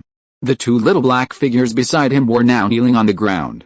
Inside the world bubble, his face trembled, his lips moved slightly, as if he wanted to say something, but he seemed unable to utter a word, his stiff expression gradually turning into bitterness. He suddenly realized that he had run into a brick wall. And it was an unimaginably hard brick wall. A creation realm expert could never possibly exist inside the rift. But why? Wasn't it said that creation realm experts weren't allowed here? His face was utterly bewildered. He had, for the first time ever, upheld the dignity of a strong man, only to be utterly defeated. Was there any justice in this world? The next moment, without further complaint, he immediately spoke. Your Excellency, I beg for mercy, I'm willing to lead the way. Too late. Li Heng spoke, gently clenching his hand. The world bubble burst, and his face, trapped inside, vanished into nothingness. He also felt the arrival of source power in his mind. Source power plus 6 billion. This was stronger than the monster from the previous Yin world, but for him now, it was just a drop in the ocean. He then realized. It seemed that from now on, harvesting source power would be done on a world-by-world or race-by-race basis. A single living being was not as valuable as a region of heaven and earth, unless that individual being reached the creation realm. Snapping out of his reverie, Li Heng looked at Yu and the two little black figures. Let's go, wipe out that tribe with a face. He didn't ask the face for much information, but from the cause and effect, he already knew a lot. For example, the tribe that the face belonged to was in a certain area deep within the rift. It was on the way. Yes, Yu said respectfully, daring not to have any further thoughts. And so, soon, Li Heng, Yu, and the two little black figures arrived at a very peculiar area. The surroundings were dark and unknown, with small mounds of graves in the middle, and faces, skins, floating above the mounds. From time to time, the sound of wailing could be heard at the graves. Chapter 398 The Netherworld Clan. This is the location of the Face Clan, Li Heng said softly. Yu's gaze was strange, her heart filled with shock. The location of the Face Clan was always a secret, shielded from heavenly secrets, making it impossible to calculate. Yet now, Li Heng had directly found the clan's location. Could this Venerable One truly be a creation realm expert? She had initially been somewhat hesitant, but now it seemed unnecessary. Venerable One, this clan is called Netherworld, but their origins are unknown. It is said they suddenly appeared inside the rift one day, displaying terrifying power, and you said respectfully, "Netherworld, that's quite apt, a place of graves everywhere." Li Heng chuckled. Then, he waved his hand. Among the graves floating with countless faces, one face looked smugly at the others and said, "You don't know, I've already performed a great service. When the ancestor returns from his investigation, I will surely become the clan leader, making our clan great again." The other faces were filled with envy, uttering words of remembrance. "Don't be angry, it's just that your luck isn't as good as mine. I've discovered a whole new world, teeming with blood and food. So don't be jealous, you'll benefit from it." The face continued, trying to win them over. The other faces secretly resented this arrogant kid. He was just lucky. They wished they had also gone out to find this new world. Then, the next moment, disaster struck. A terrifying, long, vast arm suddenly appeared in the burial mound, sweeping across it with unstoppable force, shattering the eerie atmosphere. Before the faces could react, half the burial mound had been destroyed. But because of this, the eerie atmosphere erupted completely. Cries at graves, women's laughter, old people's shouts, all filled the air. Red blood, fresh blood, black blood mingled into a bizarre river of blood. The burial mound stretched out its palm, scattering paper money everywhere. All sorts of strange phenomena fought against this arm. However, all of this was in vain. With a sweep of his arm, all the strange phenomena were as fragile as bubbles, exploding into nothingness before even making contact. Finally, Li Heng swept through, annihilating the entire race. Everything was so effortless. Those below the creation realm are nothing but ants. But Li Heng raised an eyebrow, somewhat surprised. He hadn't sensed any source energy arriving. With a slight thought, he enhanced his eyes with source energy, piercing through the illusion. Instantly, a colossal creature appeared before Li Heng, its form immense, its entire body transparent to the point of appearing almost formless and ethereal. Within this colossal creature were the faces he had previously annihilated. However, these faces were also fading and disappearing. Or rather, merging into this colossal entity. Li Heng was somewhat surprised. What was this? He could sense that the domain of this colossal creature was different from this place, like two parallel lines that would never intersect, similar to the domain of the living and the realm of the dead. He even felt that even if he unleashed his full power to destroy a galaxy here, it probably wouldn't affect this colossal creature. If it weren't for the extremely high-level source energy he used, even as a creation realm cultivator, he wouldn't have been able to see this thing. Li Heng pondered deeply. He was certain that his attack had completely annihilated those faces in this place. There was no way those faces could have survived. In other words, those faces were definitely dead. But if they were dead and annihilated, why did they still exist, and even continue to merge into this enormous creature? They weren't completely dead, were they? But that shouldn't be the case. Suddenly, he couldn't help but think of the name of this race. Netherworld. Li Heng couldn't help but recall some ancient texts, one of which, called the Record of the Netherworld, stated, when a person dies, they become a ghost. When a ghost dies, it becomes a. When it dies, it becomes a. When it dies, it becomes a. The Tao Te Ching even said, what cannot be seen is called, what cannot be heard is called. Could this enormous creature before him be a similar product? Was it the state of the Netherworld race after death? But if that's the case, why did the ancestor of the face race he killed earlier give him source energy? Could it be that the ancestor's bloodline wasn't pure, or that his strength transcended racial boundaries, unbound by racial characteristics? Various speculations flashed through Li Heng's mind. Li Heng felt a headache coming on. He shouldn't have killed him so early. Although this phenomenon wasn't particularly important to him, it was strange enough. If he could explore its essence, he could broaden his horizons and perhaps even gain further insights. He discovered that he could see the colossal creature, but it seemed unable to see him. It stood still, constantly writhing, letting its face fade and disappear, its form continuously growing larger, like a digestive process. Finally, the face completely vanished. The colossal creature became increasingly transparent and invisible. Then, in the next moment, the colossal creature moved, no longer remaining in place, but writhing towards the unknown distance. Visually, it even seemed to pass directly through Li Heng's body. Li Heng frowned slightly. He could sense that if he were willing to expend his source energy, He could definitely cross these two parallel lines that would never intersect, injure this behemoth, or even kill it and obtain its source energy. However, he felt it was unnecessary. His current source energy was measured in trillions, while the Face Clan's source energy was at most tens or hundreds of billions. Even if he obtained it, it would be a drop in the ocean and utterly useless. It would be better to play the long game, taking the opportunity to investigate the behemoth's origins, background, and where it was headed. With this thought in mind, he condensed a source energy imprint.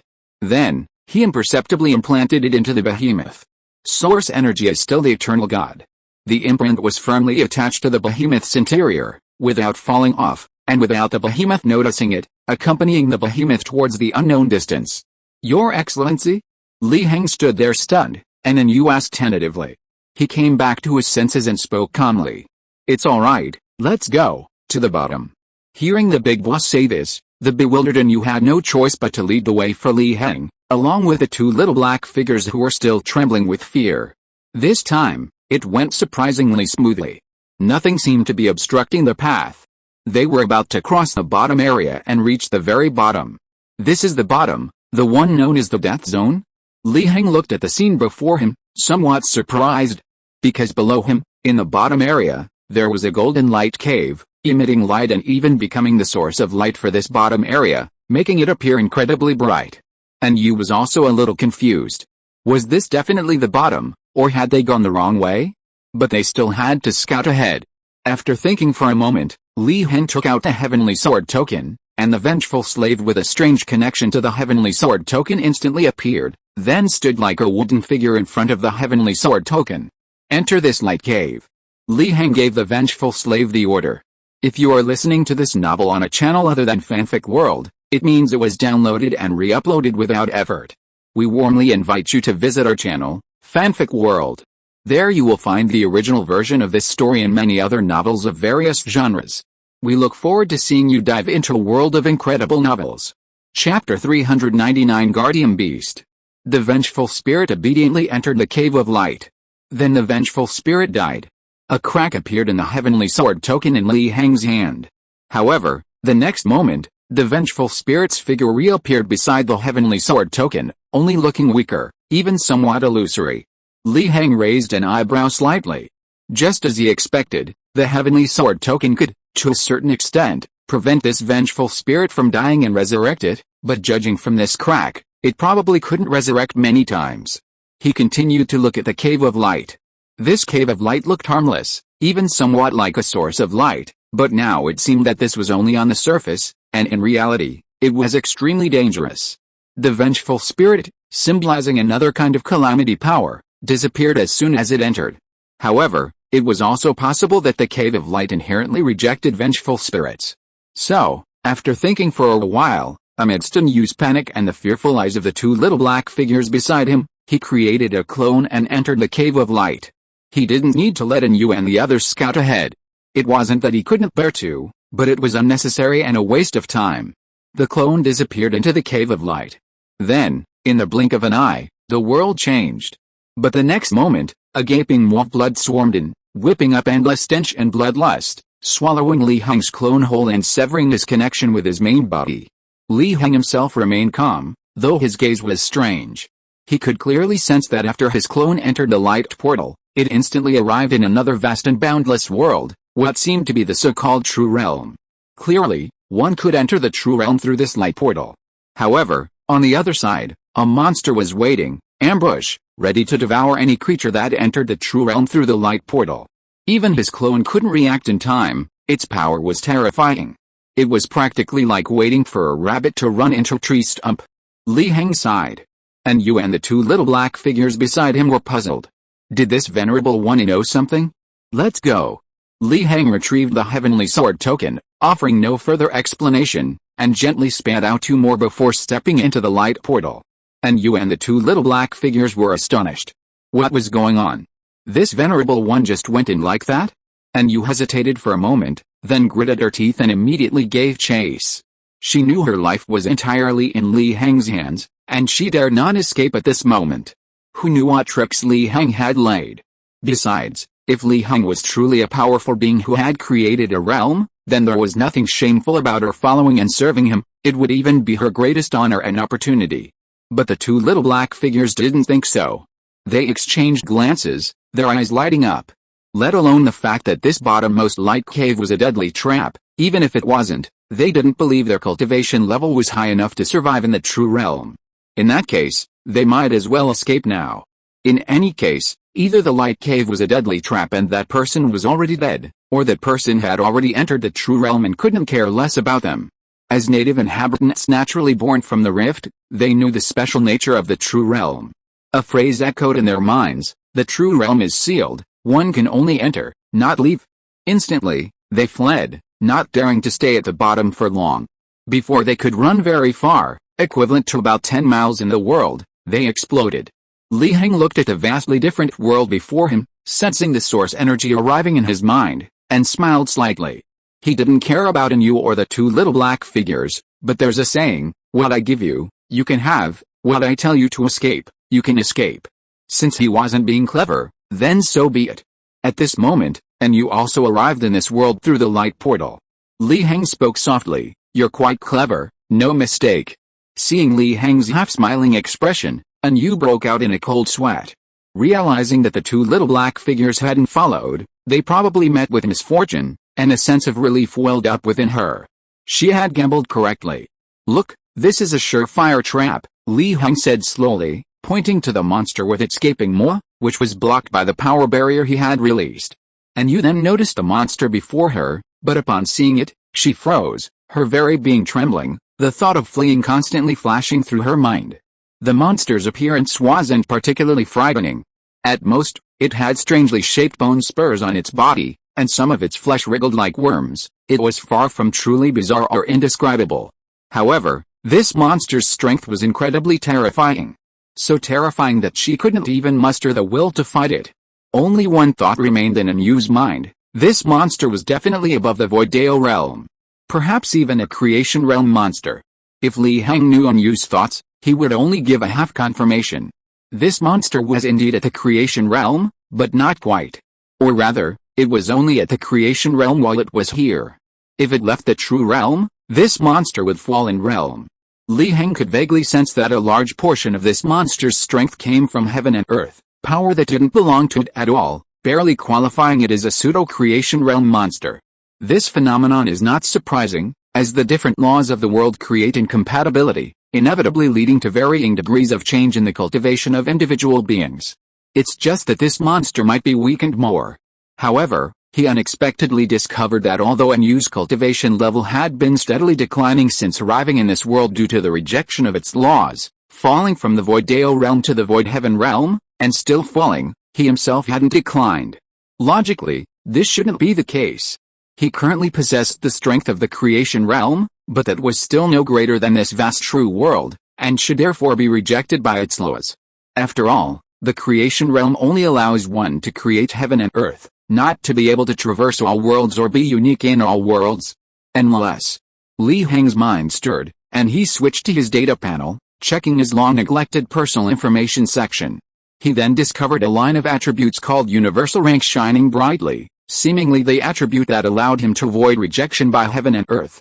Li Heng pondered, this Universal Rank attribute seemed to be dropped by the monster's clone he had previously slain in the mortal realm. So it was used for this purpose? Roar. Roar. Roar. The monster's roar interrupted his thoughts. Li Heng frowned slightly. What was it yelling about? He waved his hand, unleashing his supreme divine power. He directly suppressed the monster to the ground, rendering it unable to move or make a sound. Even ordinary creation realm cultivators couldn't act arrogantly in front of him, let alone this pseudo-creation realm cultivator. Should he just kill it? This monster seemed impossible to communicate with. Li Heng pondered, about to deliver the fatal blow. Suddenly, a figure appeared, shouting anxiously, Senior, wait.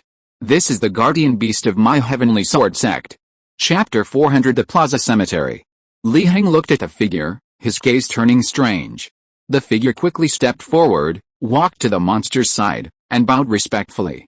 Su Xian, an outer disciple of the heavenly sword sect, humbly begged Senior to show mercy and spare our sect's guardian beast. You call this a divine beast? Li Heng pointed at the writhing flesh of the monster and laughed. Besides, you're just a dead man, Why the rush? Su Xian was stunned, speechless for a long while before finally managing to stammer out a sentence. Senior, don't mock me. I can tell whether I'm alive or dead. How could I possibly be dead? Li Heng looked at the skeleton before him, somewhat silent. All right. Since you're asking me to spare this so-called divine beast, what's your reason? This so-called divine beast just tried to eat me. Li Heng said with a half-smile. This. Su Xian hesitated for a moment, gritted his teeth, and spoke firmly. Senior, forgive my bluntness, but if you hadn't suddenly appeared in the forbidden area of my heavenly sword sect's back mountain, the guardian beast wouldn't have attacked you. Li Heng was somewhat surprised. So this was the forbidden area of the heavenly sword sect's back mountain? He continued, so you're saying it's my fault? Li Heng smiled playfully, unleashing his oppressive aura upon Su Xian, causing the skeleton to creak and groan, almost falling apart. Su Xian trembled under this pressure, but still spoke firmly. This junior doesn't know who's right or wrong, but I think the guardian beast shouldn't be at fault. Li Heng stared at Su Xian for a long time before withdrawing his oppressive aura. Su Xian breathed a sigh of relief. It seemed he had gambled correctly. This senior was clearly a righteous master, unlike those evil demons who would harm a junior like him.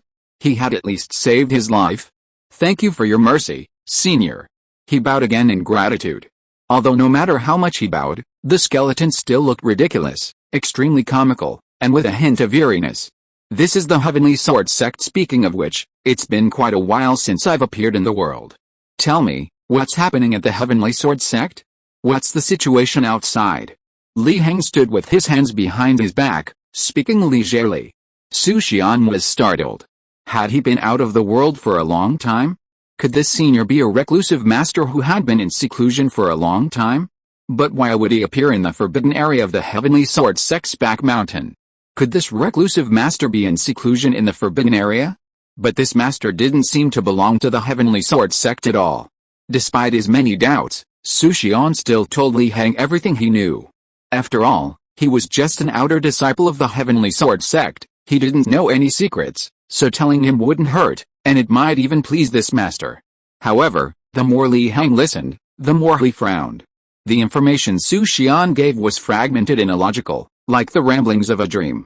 One sentence mentioned a disaster outside the Heavenly Sword sect, with many deaths, and the next said the Heavenly Sword sect was about to hold a succession ceremony for its sect leader. But Su Xian still thought what he said was perfectly normal. Most importantly, the Heavenly Sword sect, or rather Su Xian himself, seemed to be very isolated. They knew very little about the outside world, about the true realm. Only repeatedly mentioning that a disaster had occurred outside. Clearly, Su Xian wasn't the best person to ask questions. But that wasn't surprising. What could an outer disciple know? It was more surprising why an outer disciple would appear in the forbidden area behind the Heavenly Sword sect's back mountain and make contact with the so-called guardian beast. Li Heng looked up at the sky. The sky was normal, incredibly blue, with drifting clouds, and a normal sun shining brightly. However, upon closer inspection, he discovered a thin film hidden behind it. Like the film of a bubble. Interesting, Li Heng noticed something and smiled slightly. You said the Heavenly Sword sect is going to hold a succession ceremony for its sect leader, he asked Su Xian. Su Xian nodded. That's right, the former sect leader has disappeared, so a succession ceremony is being held. I just wonder if the food will be good. It would be nice if the food came in clothes too. At first, her words seemed normal. But the further she went, the more illogical and bizarre her logic became. Li Heng looked at Su Xian, who seemed perfectly normal to him, and felt somewhat helpless. Forget it, you'd better not say anything more. But I have some connection with the Heavenly Sword sect, take me to that succession ceremony. Su Xian, unsuspecting, agreed. Afterwards, Li Heng and Yu followed Su Xian away from this so-called forbidden area in the back mountain. As for the so-called guardian beast, Li Heng kept it imprisoned in place, to be dealt with later after investigating the truth. And Yu followed behind Li Heng, her heart trembling. What on earth was going on? Was the true realm really that strange? Although skeletons did exist in the underworld before, she had never encountered one that believed it was still alive, and yet a venerable one was chatting so frequently with a skeleton. She couldn't help but look at the surrounding scenery, and in a daze, She felt that these normal mountains and trees suddenly became eerie, with phantoms and double images flashing before her eyes. But the next moment, she saw nothing. The Venerable One remained calm, showing no reaction. It was as if it were truly her hallucination. By the way, how did you get involved with a guardian beast? You're just an outer disciple, Li Heng asked casually as they walked. Oh, Senior, you mean that? Actually, I don't know. That day I broke the sex rules and was punished by being sent to the forbidden area in the back mountain to reflect for a day, and then I encountered the guardian beast. For some reason, the guardian beast was also very kind to me. Su Xian smiled slightly, seemingly recalling pleasant memories. But I don't know when it started. It seems like whenever there's a disaster outside, the guardian beast stops paying attention to me. Did I do something wrong? The next moment, his tone shifted, confused and disappointed. What did you do to it before? Li Heng asked calmly. Nothing, just rode on its back. Su Xian replied dejectedly. Li Heng fell silent. At this moment, he hoped it wasn't what he was thinking. Otherwise, it would be too outrageous. This Su Xian should be renamed Sadwind. Senior, look, this is our Heavenly Sword sect square. The sect leader's succession ceremony will also be held here. But there are so many people now, it looks like it's about to begin. We're really lucky. I hope the food today will be good. Su Xian pointed, surprised. Li Heng followed Su Xian's finger to the so-called sect square, his gaze becoming strange. Was this a square or a graveyard? He didn't see the person Su Xian was talking about, but he did see small mounds made of yellow earth, with colorless tombstones standing in front of them. There was nothing else there, and it was completely silent. End of this chapter. Thank you so much for reading until the end. Don't forget to give it a like. Looking for more exclusive content and immediate access? Subscribe to our Patreon. Remember, every like, subscription or donation encourages us to continue. Thank you all. See you in the next video.